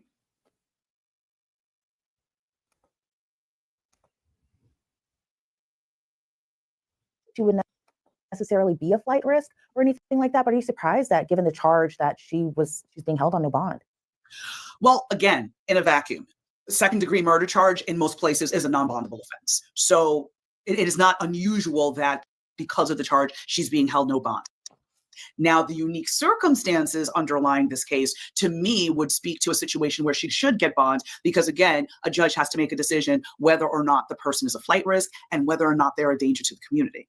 And I don't think it's necessarily been established, again, based on the facts that are publicly available, that she is a danger to the community. Again, this was a unique instance and done at someone else's request. And so I think that's a slightly different circumstance than her just doing this just because, again, contrasting with the suitcase case, right? That kind of mindset. So I'm not shocked based on the charge, but again, if I was her attorney, I would have been arguing for her release based on the fact that she has firm ties to the city. She's clearly has children in school, whatever the case may be. She's built a life. And again, this was a unique set of circumstances, not, I just decided to kill this guy because.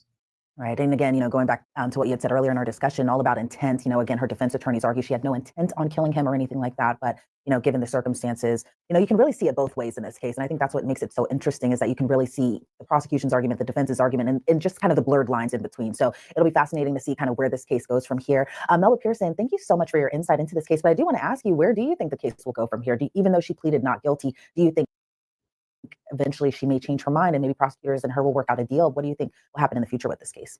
I think this will be a plea. I'd be very surprised if it goes to trial. If it does go to trial, again, if I was a defense attorney, I'd be looking for a bench trial, which is just a judge. Because again, looking at the nature of everything that the types of evidence that will be viewed, his last moments are going to be very graphically depicted. And again, that's something that can really sway the jury's emotions to the point that they may not be looking at the underlying law. So if it goes to trial, if I was the defense attorney, not telling anybody how to do that job, but if it was me, I'd be looking for a judge and a judge alone. I would not want to put 6 or 12 people to make this decision. Yeah, and you're really rolling the dice, especially, if it were to turn into a jury trial. Well, I guess we'll see where this case continues to go and how it unfolds from here. Melba, again, thank you so much for your insight. I always Notorious killer just murdered his wife. A convicted man accused of killing again, this time his own wife during a conjugal visit. David Brinson, sentenced for the brutal murders of 4 people, was the last person to see his wife alive.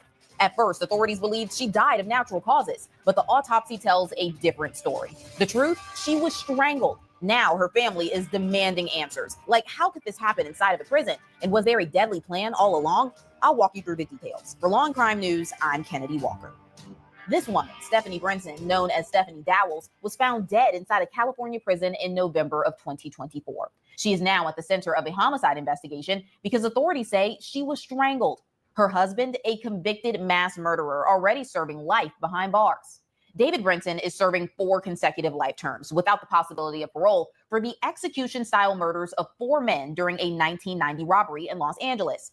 He was convicted in 1994 and just narrowly missed the death penalty.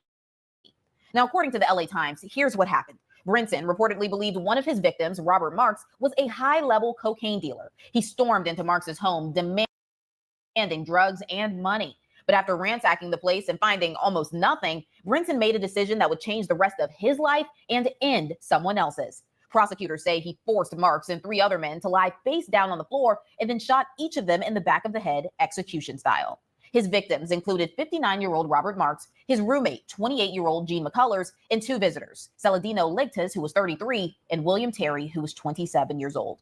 Despite his violent past, Brinson was still allowed visitors. According to the California Department of Corrections and Rehabilitation website, some inmates are eligible for family visits, which is defined as visits that occur in private apartment-like facilities on prison grounds and last approximately 30 to 40 hours. On November 13th, 2024, Brinson and his wife were in the middle of a conjugal visit. Just after 2 a.m., prison officials say Brinson used the family unit phone to call for help, claiming his wife had passed out. Officers attempted to resuscitate her, but it was too late. Stephanie Dowles was pronounced dead at 2:51 a.m. At first, her death was believed to be from natural causes. Now, 4 months later, the Amador County coroner confirmed Stephanie was strangled. What's unclear is how long she had been at the prison and when exactly she arrived. Stephanie, known as Stevie, was 62 years old. Her family told KCRA she was a hairstylist and a small business owner. Her mother, Ovetta Wilson, called her, quote, the glue that held the family together. She was a mother of 2 and a grandmother of 6. Her family, devastated by her death, is now demanding answers from the prison. Like, how did this happen? And how are people with multiple murder convictions allowed to have conjugal visits? According to the CDCR, while certain inmates, like those on death row or convicted of sex offenses, are banned from these types of visits, multiple murder convictions are not listed as a restriction. Regarding security for family visits, an officer tasked with monitoring a visit can check in unannounced, but every effort shall be made to ensure the privacy of the inmate and their visitors, according to the CDCR manual. As of now, no charges have been filed, and officials say the case remains under investigation. The Amador County Sheriff's Office confirmed to the Los Angeles Times that Brinson is officially suspected of killing his wife. If convicted, this would be Brinson's 5th murder charge. And joining me now is prison consultant Justin Paperny. Justin, it's great to have you. We want to get your perspective. First, how strict is security during conjugal visits or family visits? And are inmates ever left completely alone with their visitors? Well, during the regular visitation in prison, there's always going to be guards inside of that room watching. There can be some embracing at the beginning and end of a visit. Sometimes prisoners get frisky. They'll break it down. They'll shut it down. They can end the visit for that prisoner and everyone. When there's a conjugal visit, part of it is you've earned the right through good behavior to actually have some privacy. So it's not going to be total scrutiny, but there will be some checking in. But with that comes some time alone, and allegedly some devastating things can follow, like allegedly someone getting killed. I want to thank our sponsor, Odoo, for making news stories like this possible. Odoo is an incredible all-in-one business manager. I built a website now. The background checks or screenings do visitors have to go through before being approved for family visits? Anyone who visits in a prison is going to go through an intensive background check. You have to get approved to visit. If you have a DUI, any arrest,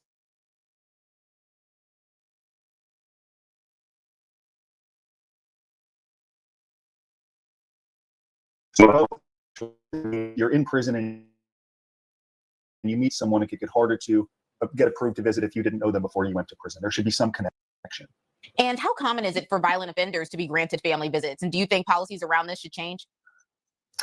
It is pretty common, as we see here, and this person had been in prison for a very long time and apparently had built up a record that compelled prison staff to think, okay, he's worthy of these niceties, so to speak. The problem is when something like this happens, everyone's going to be held accountable. And that's sort of like prison. Even in a minimum security camp, you don't clean the microwaves well enough, no one's going to get the microwaves for a week. So in a scenario like this, prisoners who have earned it through good behavior, who are following policy and programming and preparing to come home, they are going to pay the ultimate price for this, because of course there's going to be investigations. It's going to lead to more scrutiny, and prison is concerned about safety. So you can expect them to say, for the time being, we're going to shut down this process while we reevaluate our processes. So people who have earned it are really going to struggle. And of course, I empathize for the family who's enduring this traumatic tragedy. Are there any security measures in place inside these family units, and how often are they checked by the prison staff? Well, there are certainly security measures, and they're supposed to be checked every single day repeatedly to make sure that the prisoner has the privacy they need, but also there's checks and protocols to make sure they are supervising the prisoner. So whether it's hourly or every few hours, they're supposed to check that there's been a screening, they've watched, that everything is in order. But in an instance like this, if this person actually committed this crime, how long would it take? Just a minute or two, a few minutes? So if you're sick and you want to kill someone and you have a little semblance of privacy, you don't need much time. So that's the problem with these conjugal visits. It is different than a visitation where you are always in front of staff. If you're going to have some privacy and you have someone who is sick and wants to hurt, all you need is just a few moments for it to happen. And you have some people that are asking, why do these inmates who, had to do bad things, and that's why they are in jail and prison, why are they even allowed conjugal visits? What do you say to that?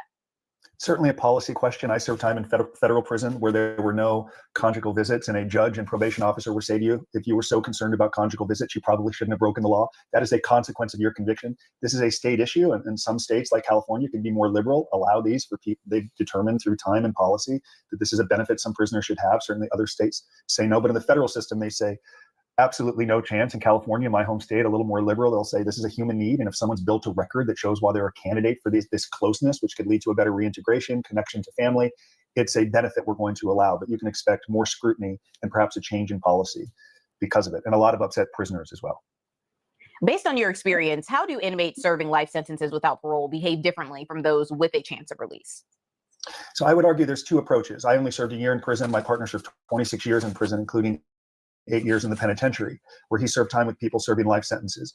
And I've heard there are two directions that people can go. One can say, I'm serving life in prison, so I don't really care what happens to me if I break the law, get into disciplinary infractions. I'm here for the remainder of my life. Others will say, yes, I'm here for the remainder of my life, but I want to educate, I want to teach, I want to mentor young prisoners who someday will leave, that there's a better path. Our program, our nonprofit, for example, we do work in every California prison. So prisoners serving life sentences will go through our work. So some will say, I want to educate and teach and give back and make sure nobody returns. Others will say, I don't care, I'm going to live my life. There are things that I want. And in some instances, continue to commit crime and allegedly, kill people, including family members. Are there any warning signs that an inmate could become violent as a visitor, or are there cases like this where it could be, unpredictable? Well, if you look at the history of this prisoner killing people in cold blood in 1994, right? So you have the history that led someone to a life sentence in prison. So right out of the gate, that is a telltale sign. Then you look at their prison record. What have they been doing? Are they programming? Are they going to education? Are they going to counseling? Are they building some record that shows that they're a candidate for this? Or is it, we're going to let anyone who has access or who has been in prison long enough qualify for this program? We're of the opinion that you should earn your way home. You should earn your way, if they allow conjugal visits, to having a conjugal visit. You should earn your way to a furlough or more visitation. Rather than calendar pages turning and everyone benefits the same way, you should build a record that shows this is why I'm a candidate. And if you've built that record, you're less likely to have these issues, rather than saying we're going to allow it to everyone. It doesn't incentivize people to become better and qualify if everyone's going to get the same treatment, whether you watch the Kardashians or Sons of Anarchy all day in prison or you program. What typically happens when an inmate calls for help in a situation like this? Is there usually an immediate assumption of foul play, or what? Based on the record, there's usually an immediate assumption of foul play. Of course, they're going to send that prisoner to isolation, or they're going to lock that prisoner up during the investigation. And oftentimes there'll be a security lockdown, which can be very uncomfortable for prisoners who are in their prison routine, where it's now stopped and derailed, because many of them can go to segregation as well, especially if you knew that prisoner. So when I was in prison, if someone escaped, what they do is they immediately question everyone that prisoner associated with. In many instances, they may go to the holes for 1, 2, or 3 weeks where the investigation plays out. So everyone's routine is really disrupted, much higher security and fewer benefits for prisoners, which is a shame because many prisoners have earned these benefits through good conduct and good programming. And if we can dive a little bit more into what the investigation potentially will look like, what would a proper investigation into a prison homicide, be? Could you break it down for us? And do you think this case will be handled differently because of the circumstances? I think they know there's going to be more scrutiny on it, and the public's going to want accountability and some prudent transparency about what they found, the protocols, the breakdown. For example, how long were they left alone? Who approved this conjugal visit, given why this person was actually in prison? So I think there's going to be transparency around the investigation. I think people will be held accountable if there were some breakdowns along the way. That's been part of the problem with corrections in the past. We saw Epstein, who hung himself, that the guards really weren't held accountable, and that led to conspiracy theories and things like that. So the investigation will be transparent. It will be very long. You can expect there to be changes in policy around who gets conjugal visits, if at all. And the way bureaucracy works, you can expect weeks and months and potentially years from now this investigation to be ongoing, especially in a state with California where they lack the resources that the federal government may have. It's going to take some time to do it correctly. Given that the officers immediately performed life-saving measures, tried to resuscitate the victim, could there have been a delay in realizing that she had been strangled? I don't know. From what I've read, they, once they heard, they got in there as quickly as they could. And I think this comes back to what we discussed a little bit earlier. In visitation, you were going to have staff on you. So had this happened in a visitation room, staff would have pounced on you immediately. But if you have just a few minutes of time alone in a room with no windows or staff or cameras, that's all it takes. So I commend them for getting in as quickly as they could. But the damage, as we know, was already done. And I can understand the family asking questions like, how could this happen? How could they leave them alone? Do you not understand why he was serving a life sentence in prison? And just a few seconds is apparently all this person needed. Is there a reason why there aren't cameras in the rooms? I mean, I understand wanting privacy, but just with the situation, given that this is a prison, why aren't there cameras? Because I believe they deem this prisoner has reprogrammed himself, has had good enough behavior over decades in prison that he has changed his criminal thinking, or at least that this is going to be a family member and this is a perk that he has earned. Why would he want to ruin that? So the prisoner is managing like dignity. This is a human connection that somebody needs versus security of the institution. It's a very thin line.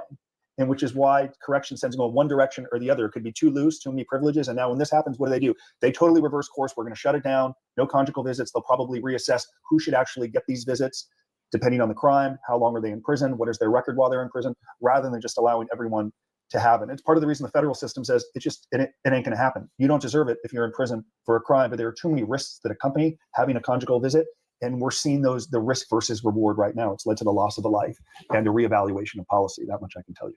Now, right now, we're unsure how the victim and the suspect met each other. We don't know how many years they have been married. But how do romantic relationships between inmates and visitors typically develop? And do prisons monitor them in any way?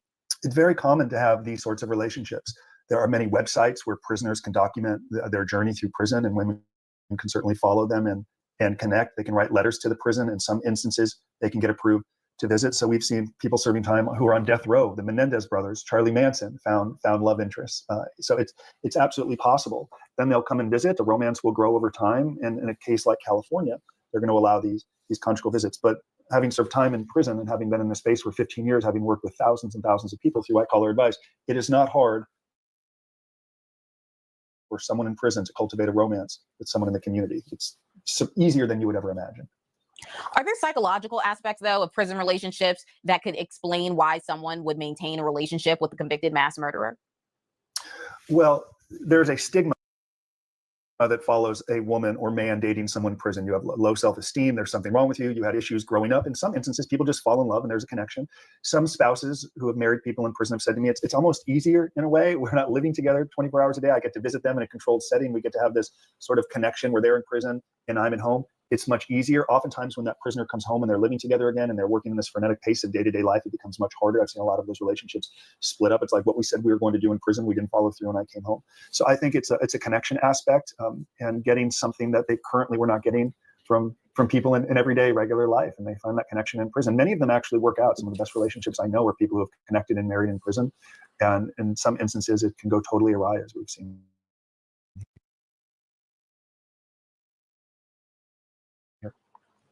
And for those instances where things go awry, what are some risks that people involved with an inmate? Well, we have to embrace the idea that some people in prison are there because they manipulate. They have broken the law, right? Some people in prison are narcissists. They lack empathy, right? They could be looking to exploit you, to manipulate you, to take advantage of you. And if you are vulnerable or easy to exploit or looking for some fantasy that you're currently not getting in your world, you can be manipulated. And people have been successful, good salespeople, have the ability to get what they want.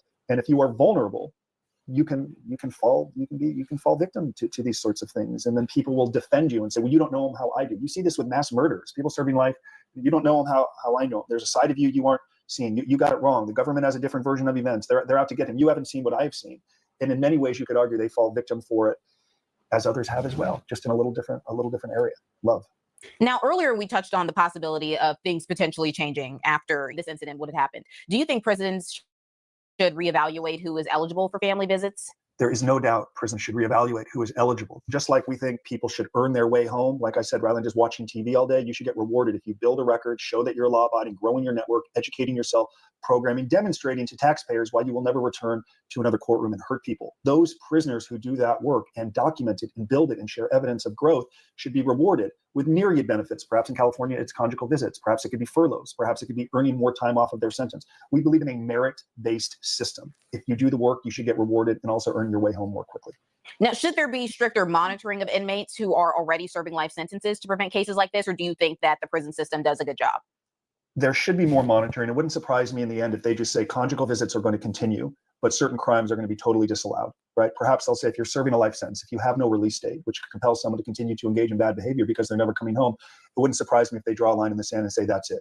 But maybe someone serving 20 years, 15 years, 10 years, who's working their way home, who is less inclined to break the law because they have a clearly defined release date, but also they are demonstrating why they're a candidate for an earlier release. That's the type of prisoner I suspect will be rewarded. So I expect conjugal visits in California to continue, because you could expect probably liberal lawmakers to say, this has been going on for decades. It's a benefit for prisoners. This is an isolated incident. In situations like this, these things unfortunately will happen. The greater good still benefits, even though in this case, the family has been absolutely devastated. You can expect it to continue with some policy changes, perhaps the length of the sentence and the crime that led that person to prison. That just seems logical to me, but logic doesn't always dictate corrections in this country. If Brinson is charged with his wife's murder, how will that impact his current life sentence, if at all? They're just going to add another life sentence. And he could spend perhaps more time in segregation. I believe he's already if he's not at the higher security prison, you can expect him to go up to a higher security prison, but he's already in for the rest of his life. That comes back to what we said earlier. Some prisoners serving life sentences want to help other prisoners, ensure they never come back. Others just want to engage and break the law and care less, because they say the only way I'm getting out of here is in body bag. So what the hell's the difference? I'm just going to live my life.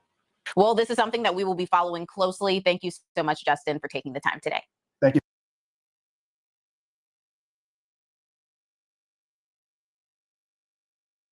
Okay, this is the last one.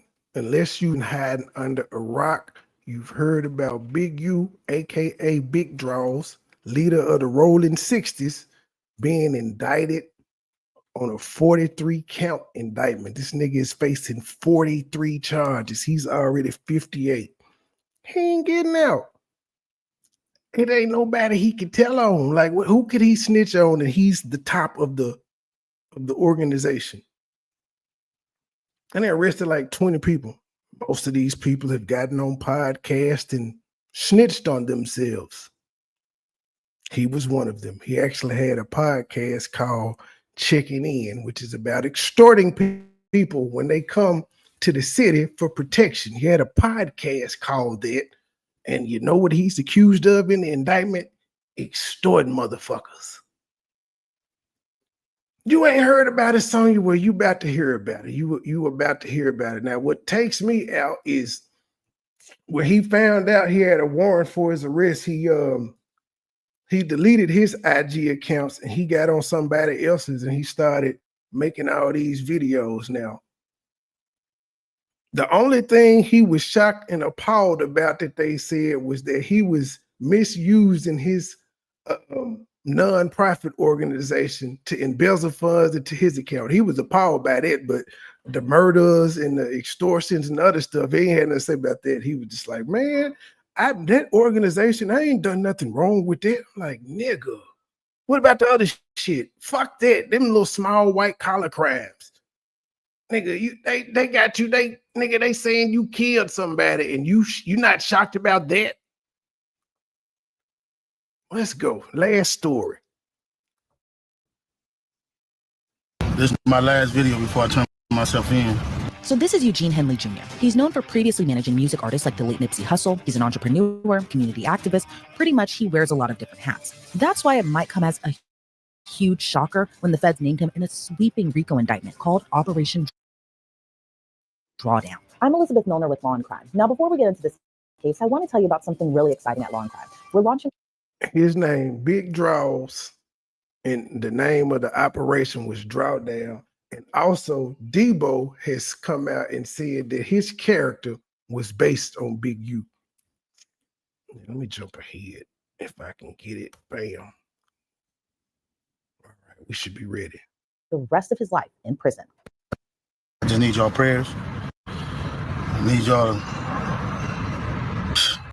A nigga that kills people and extorts them for money and robs them and make you pay for protection $25,000 a month and shit like that need our prayers? What the fuck? It always be the criminals that's the most godly. Pray for me, y'all, so I can get back out here and terrorize more people. Pray for me. Help me. That's just to name a few. Now, Big U claims he's innocent, but if he's convicted on these charges, he's facing the rest of his life in prison. I just need y'all prayers. I need y'all to... I don't even know what to say. Big U seemed to be on the right track after an earlier stint in prison. He turned himself into a community activist, specifically an anti-gang activist. He reportedly helped launch Nipsey Hussle's career. He was a music exec, so it seems like he was doing a lot of good. But according to the feds, while he was playing the role of community peacemaker, really he was a member for the 60s Crips, and not just an active gang member, he ran a gang. According to his complaint back in 2021, an FBI task force launched their investigation into his alleged criminal enterprise and its association with the Rolling 60s Crips. The feds claim Big U's association with the gang has been ongoing since the 80s, where he earned the reputation of being an enforcer. But here's the thing. They claim Big U ran his enterprise separately from the Rolling 60s. For example, the indictment says Big U's enterprise purported control of Los Angeles. Individuals, including professional athletes, musicians, and others who came there for business were required to check in. So what does that mean? Well, according to the feds, the check-in included payment to the Big U enterprise, as well as requesting permission from Big U himself to conduct certain activities, including acts of violence that were sanctioned by the Big U enterprise. The indictment even points to an appearance Big U made on the Nothing to Something podcast, where he stated, if you choose not to check in, you suffer the consequences. Another example the indictment points to is the attempted murder of rapper Quando Rondo. You know, the alleged murder for hire plot that has rapper Lil Durk locked up now. According to Big U's indictment, Quando Rondo didn't check in, and as a result, his cousin was killed. Federal agents allege while Big U's enterprise has a history and reputation to control LA through violence, fear, and intimidation, Big U simultaneously attempted to create an air of legitimacy. How? By promoting himself as a reformed gang member who focused on bettering his community through his nonprofit like Developing Options. And it appears Big U was doing good for his community. It began in 2004, and essentially the organization had a mission to decrease gang activity and empower the kids that live in LA. There's a big problem. Federal agents allege he embezzled money meant as a charitable donation and used the nonprofit entities to fraudulently apply for government assistance and loans. So I gotta mention here, obviously when you're accused of running an enterprise, you probably can't do it alone. Big U isn't the only defendant in this indictment. The feds named Sylvester Robinson, aka Vay, Mark Martin, aka Bear, president of the organization. The indictment also names Tremaine Williams, aka Loose Cannon, Armani Avaledge, aka Monty, Frederick Blatton Jr., and Tiffany Hines. So Big U, Vay, and Bearclaw are accused of RICO conspiracy. Loose Cannon is accused of interference with commerce by robbery. Armani Avaledge is accused of transportation of an individual in interstate commerce with intent that that individual engage in prostitution. Meanwhile, Frederick Blatton Jr. and Tiffany Hines are accused of bank fraud. The indictment alleges Big U, Vay, Loose Cannon, and Bearclaw committed and arranged robberies to enrich the Big U enterprise. It alleges Big U, Vay, and Bearclaw. All them folk, Loose Cannon has an active beef with Big U because he said that. Now, Loose Cannon, this is what he said on a podcast, that he kidnapped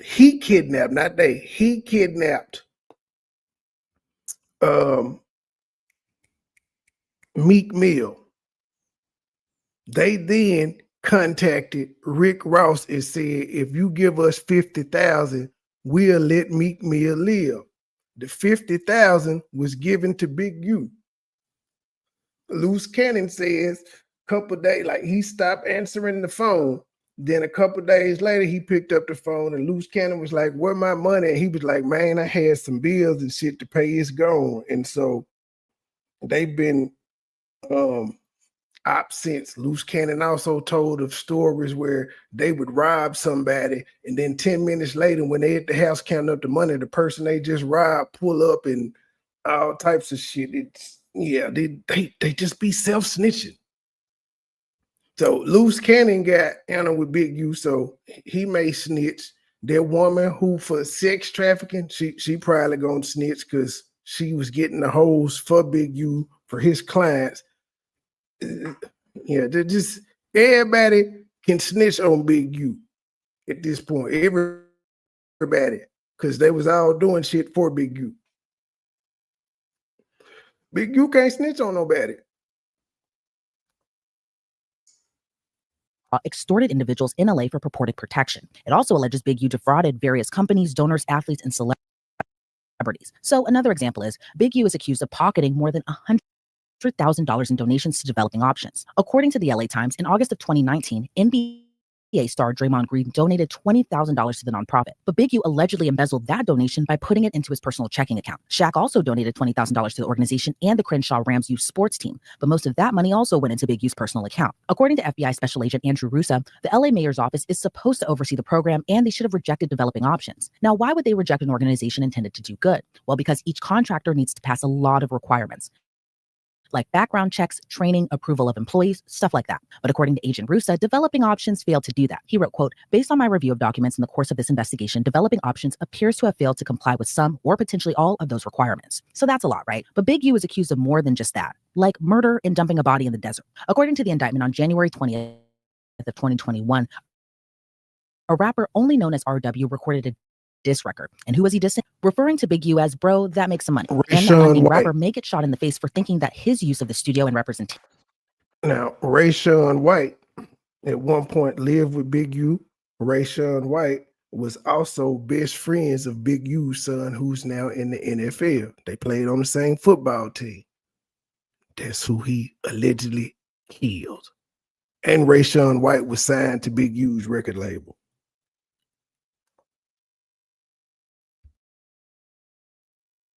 By Unique Music is funny, but the track was eerie given what happened.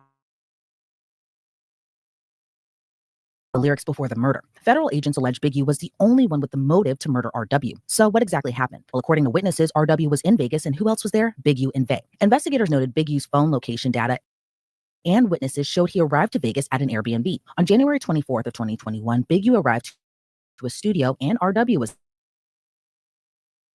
Big U left the studio and his phone stopped reporting his location. About 45 minutes later, surveillance video at the Airbnb showed RW exiting the passenger side of the car and entering the Airbnb. A few minutes later, he left the Airbnb with a suitcase, got back into the car, and left. All of this time, Big U's phone wasn't reporting his data. Likely it was turned off, but then it started again at 2:15 a.m. And here's the thing, RW wasn't seen again. He wasn't even supposed to leave Vegas until the next day, but he never returned to the Airbnb. Instead, his body was found on the side of the road near Interstate 15. Investigators say he died from multiple gunshot wounds. Big U thought he was a smart criminal, but he was a dumb criminal because he left his phone off for a couple hours and then he immediately cut it right back on. So he couldn't say his phone died and then he actually could say it died, but maybe if he had waited till the next day, but he cut his phone back on. Stupid.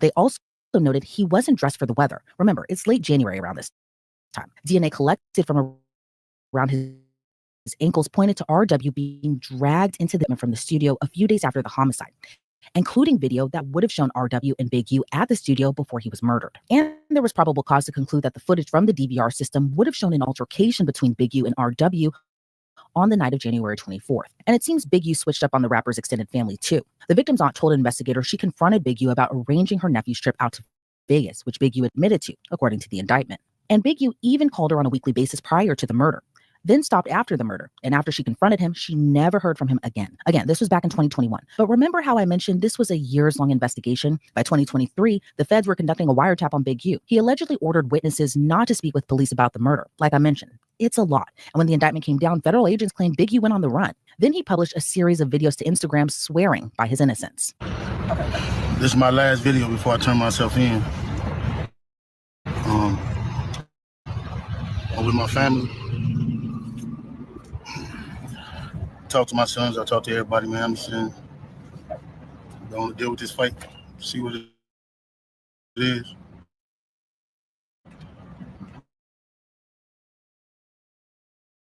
I just want y'all to know,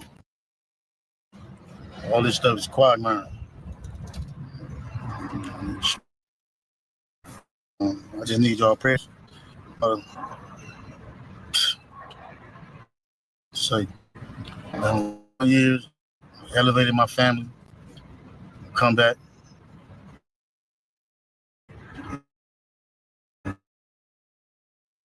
Sit in here and write and do what I need to do until I come.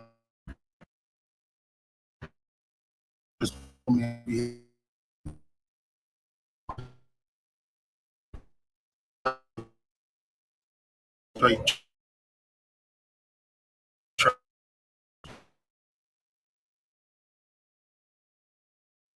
I mean, it's hard helping black people and not being hunted. I see it's fucking up and it's not acting right. Hopefully y'all can hear me and it's not choppy.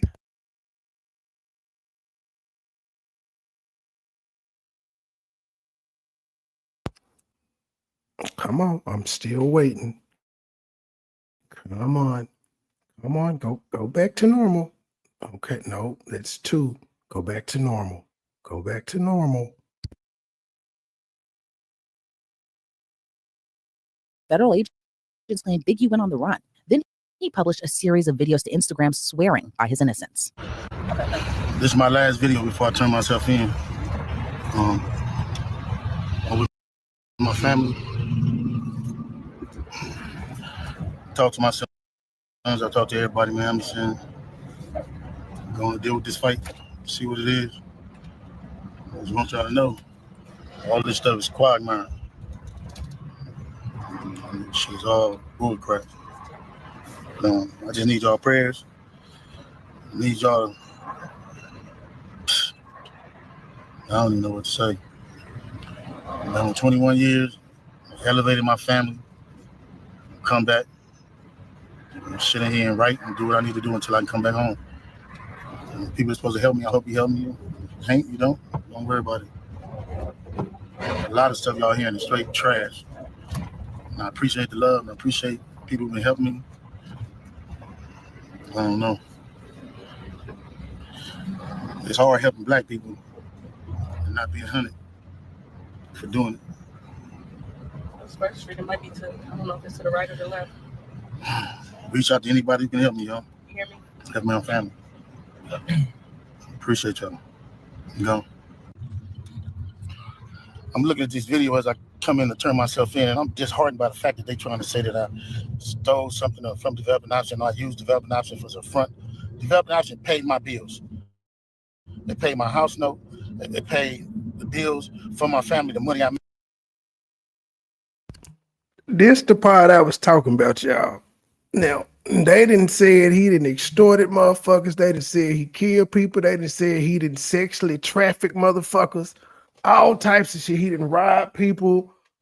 All type intimidation, wife, all types of shit. And he only shocked that they said he did his nonprofit the wrong way.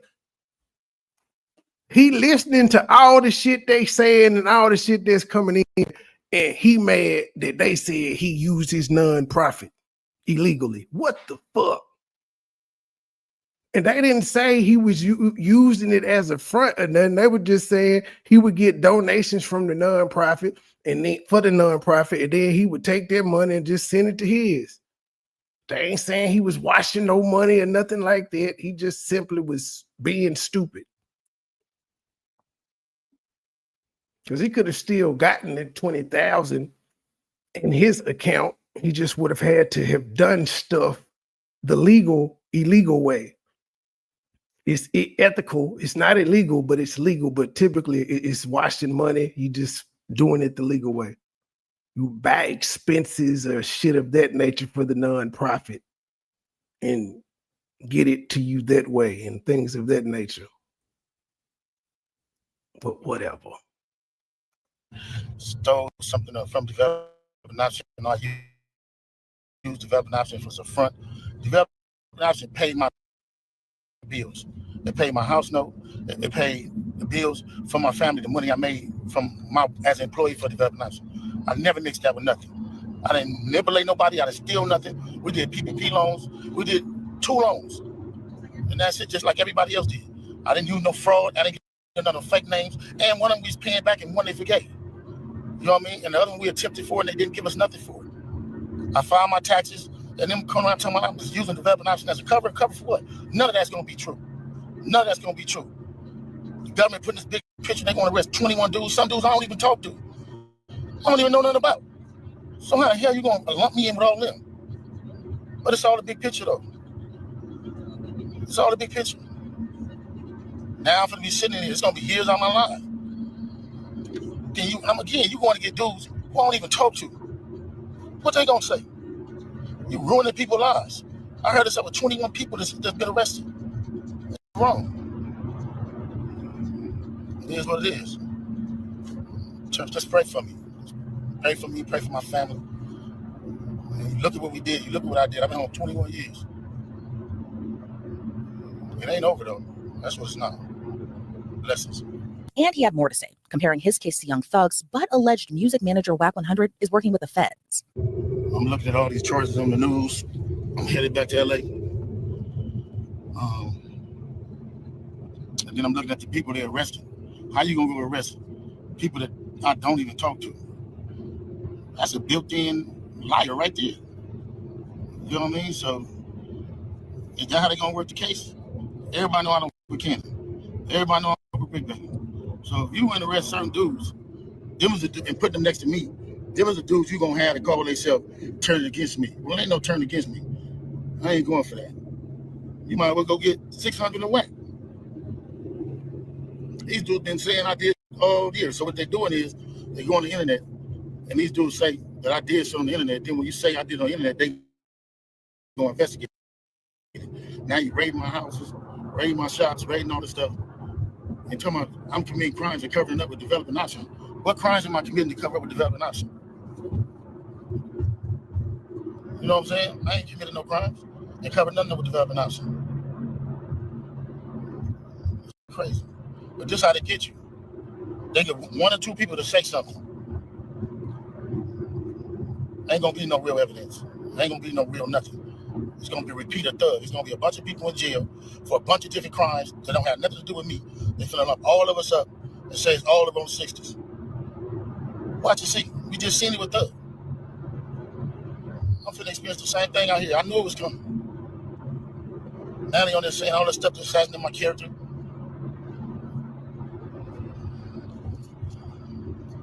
All right, man, just pray for me. And again, they can do any one of us. It ain't nobody safe with these dudes. If these dudes feel like want you, how they going around talking about somebody's gonna raid my house before my house get raided? How they there with the police? And y'all sitting there following them. Everybody's a part of them shows and 100 shows and all them shows. Man, y'all need to, everybody who following them, promoting them, anything. Y'all wrong. Y'all ain't black. And y'all show ain't for our people. They can put charges against anybody. So this is gonna probably be my last video. I'm gonna go turn myself in to see what's going on. They talking about I'm a fugitive. So they just raided all my houses. 600 was actually with the police when they raided my house. He's actually got video footage of it. Y'all dealing with. I say to y'all, when they raided my houses and my property, it was actually about Wack, loose cannon, 600, and his internet stuff.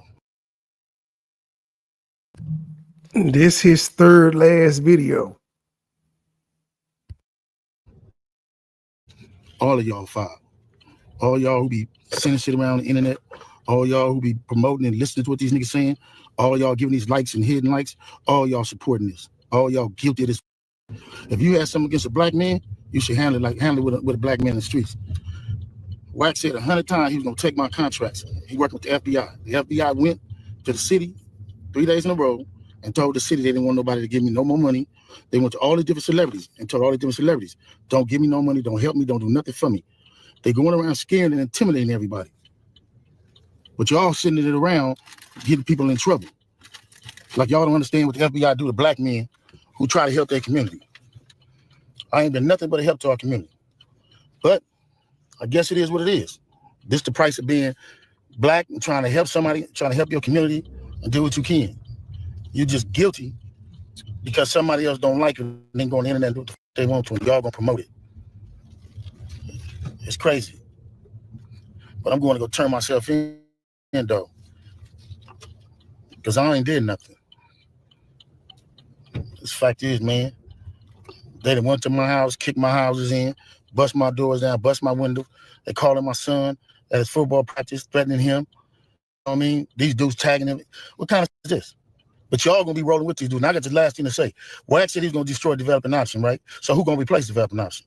Which one of you in the 60s gonna call yourself coming in? Because whoever try to come in, y'all the ones that's working with WAC. Believe that. So remove me to get me out the way for somebody else to come in who gonna cooperate. That's what the play is. That's what the whole play is. I'm out. I'm gonna send y'all videos to put up all of them until they lock me up.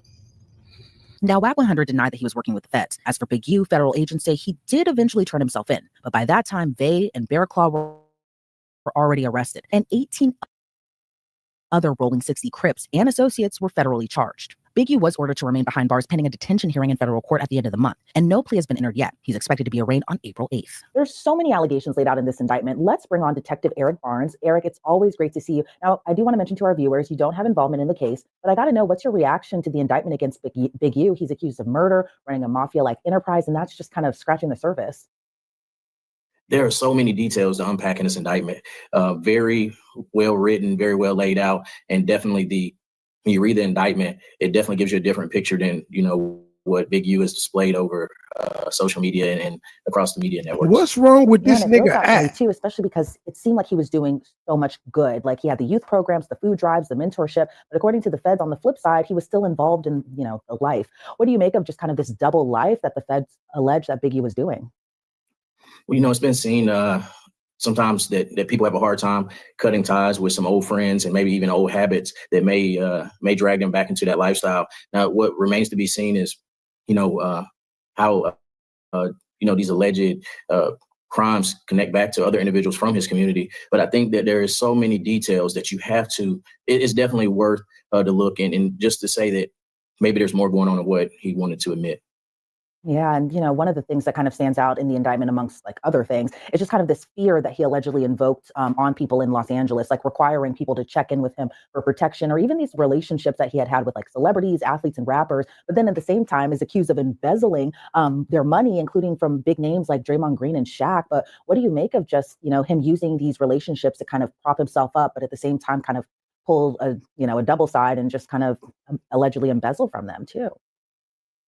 I think, everything is so close knit in the world of entertainment between rap icons and music legends and also sports icons. You hear often that, rappers all want to play sports and professional athletes all want to be rappers. So I think it's all one and the same when you look in, the entertainment world, because, the money that you make gives you access to different types of people. And, some of those individuals, they still have ties to the criminal world. It's going to eventually show itself. And do you think that he may have pulled the wool over their heads by kind of, acting like their friend, but at the same time, allegedly pocketing their money? The first thing that I thought about when I read the indictment was, they mentioned all these other gang members that he was associated with.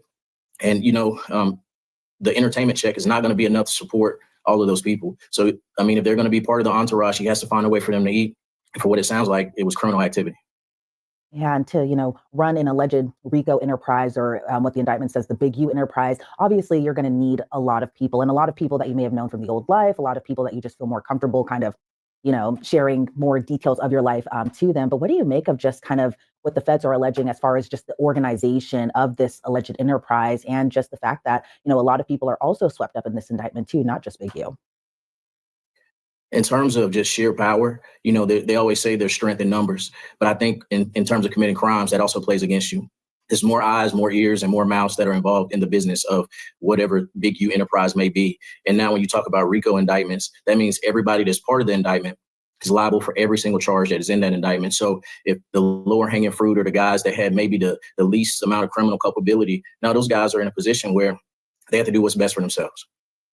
Yeah, and speaking of that, when you're having an indictment of this sort, it seems like, the feds are going to need witnesses, or cooperating witnesses, excuse me. What are your thoughts on potential informants that may have been, in that organization potentially? Anytime that a RICO indictment comes up, you have to have information from the inside at some point, and it could come from different sources. It doesn't necessarily have to be an informant that's mentioned in an indictment. It could be someone that they've dealt with in the past that's renounced the gang lifestyle, but they definitely have to have someone from the inside, or someone that was in the inside at one point, to kind of give insight into what was really going on.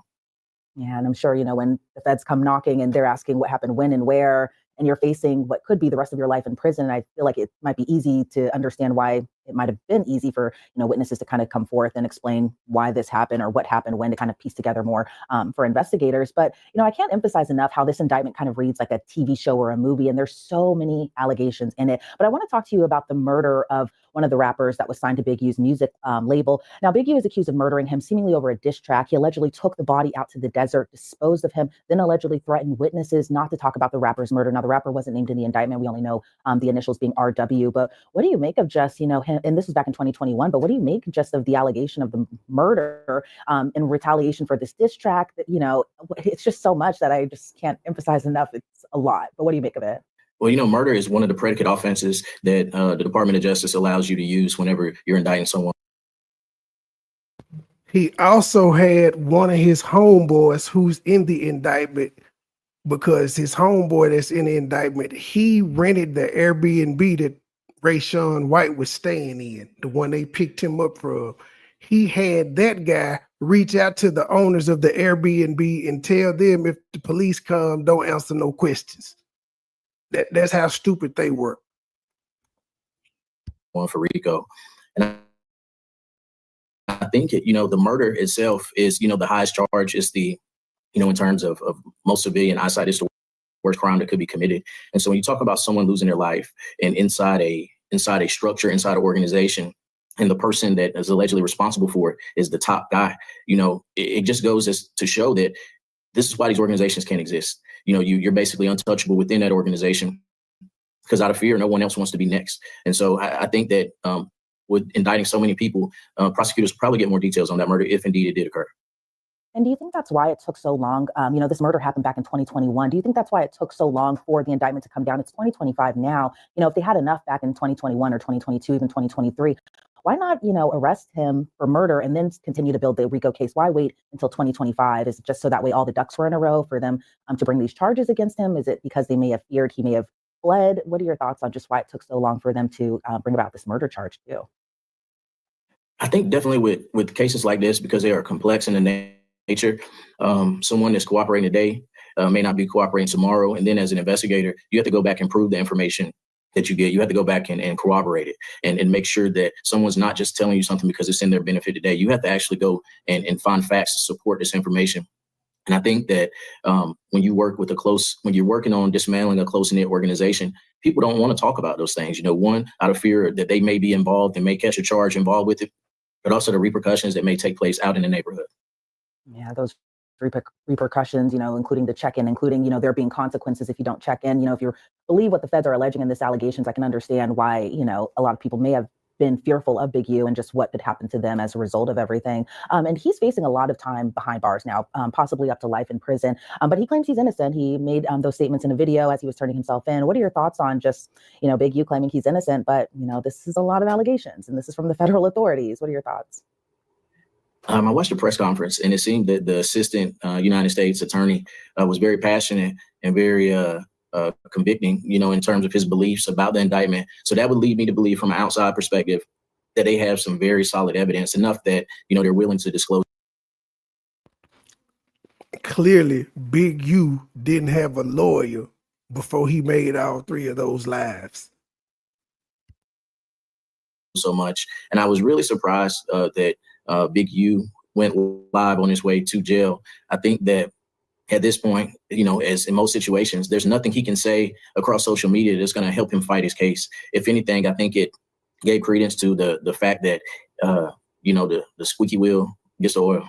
And I was surprised by that. Yeah, me too. And then I thought maybe he just wanted to give reassurance to the kids that he had helped, along the way too, to maybe put some ease in their minds as far as, the allegations, because it can be kind of scary to think about, like a mentor that you had that you had thought was doing good for you to come up, have these allegations put against them. Maybe it was a way for him to kind of just kind of save face to the kids that he helped mentor along the way. And speaking of that, what do you think will happen to the programs? Because, again, he seemed to have been doing good for the community, to be doing good for the kids in LA. But what do you think is going to happen to the programs that he had helped found in light of these allegations? It's very interesting. I hope for the kids and the families that are involved, the neighborhoods that a lot of these programs take place in are subject to high crime, There's a lot of violence that takes place in the neighborhood. And so their day-to-day lives deal with being victimized just by some factors in society that we're working on fixing. And when someone steps up from the neighborhood to be a part of the solution, it's just kind of disheartening to hear that potentially, the funds that were given to help people in the community to make lives better could have been used for criminal activity, which results in the community being torn back down and taking several steps backwards. So I hope that wasn't the case, but it's just very disheartening to hear that. Yeah, it's just completely disheartening because, that's what my mind goes to, is just thinking about these kids and hoping that, programs like this can still exist and hopefully something better will come out of it as well, too. Detective Eric Barnes, I always love having you on and I always appreciate your insight. Thank you so much for being here. Before we sign you off, though, what do you think is going to happen to Big U down the line? I think Big U is going to go through a series of debriefs with his attorney. And also, I think that depending on the type of evidence that the U.S. Attorney's Office has, I think this case will move pretty fast. It seemed that there were several law enforcement agencies that were involved in this investigation.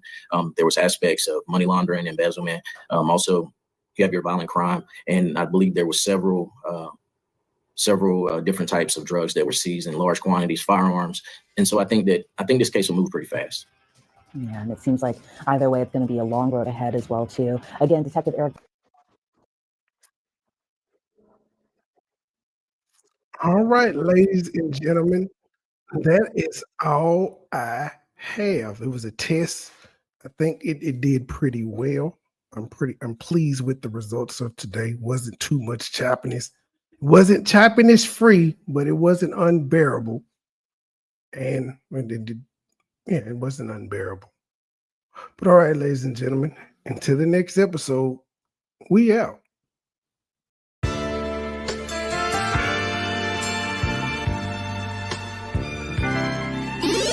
Never been a hoe, I stay on go, so what the business? Nigga talking reckless, shoot his bitch ass with the quickness. Now he bleeding, sorry, begging, asking for forgiveness. Bow, bow, bow, bow, bow, limp biscuit. All my niggas wildin', they done labeled us a misfit. Wake up every morning, 2 or 3, 5 in the Fitbit. Oh shit, didn't nobody come to see you old. It's some focus, shoot 100 shots, no reloaded. Master of the game, you would think I'm into coded. Memphis niggas spit this pippin', mackin' like I'm golden. Ho, with my money, you gon' turn me to the old me. Say hi, first class flight, I'm in the nosebleed. Copy, cooking, whipping, shipping, till we count the proceeds. OG, I've been moving back niggas since 03. Low key, niggas hating, but they don't want no beef. State gang, true sippers, bitch, I bet we don't eat. Get jammed, get a lawyer, make it bunny, don't speak. Pour up, I need some more. A nigga had a long week. Shout out to my plug, he showed me love, he out in Long Beach. I'm too geek, walking by myself but left with 2 freaks. Ooh, we nothing in they mouth and on they booty. Austin Power swag, yeah baby, this is groovy. You can call me Money Boy or you can call me Nudie. Hood niggas, churches, chicken, let me get a 2-piece. Top down, 2-seater, let me feel the 2 breathe. Gotta hold it steady, chopper, kick it back like Bruce Lee.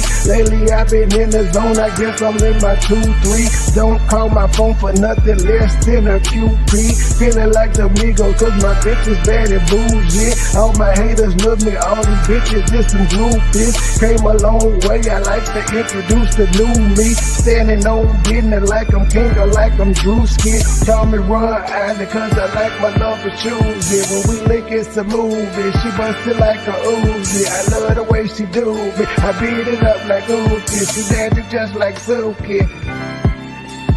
Call me Ron Island cause I love my love for choosy. When we link it's a movie, she bustin' like a Uzi. I love the way she do me, I beat it up like Uzi. She dancing just like Suki. I never been a hoe, I stay on go, so what the business? Nigga talking reckless, shoot his bitch ass with the quickness. Name pleading, sorry, begging, asking for forgiveness. Bow, bow, bow, bow, bow, limp biscuit. Never been a hoe, I stay on go, so what the business? Nigga talking reckless, shoot his bitch ass with the quickness. Name pleading, sorry, begging, asking for forgiveness. Bow, bow, bow, bow, bow, limp biscuit.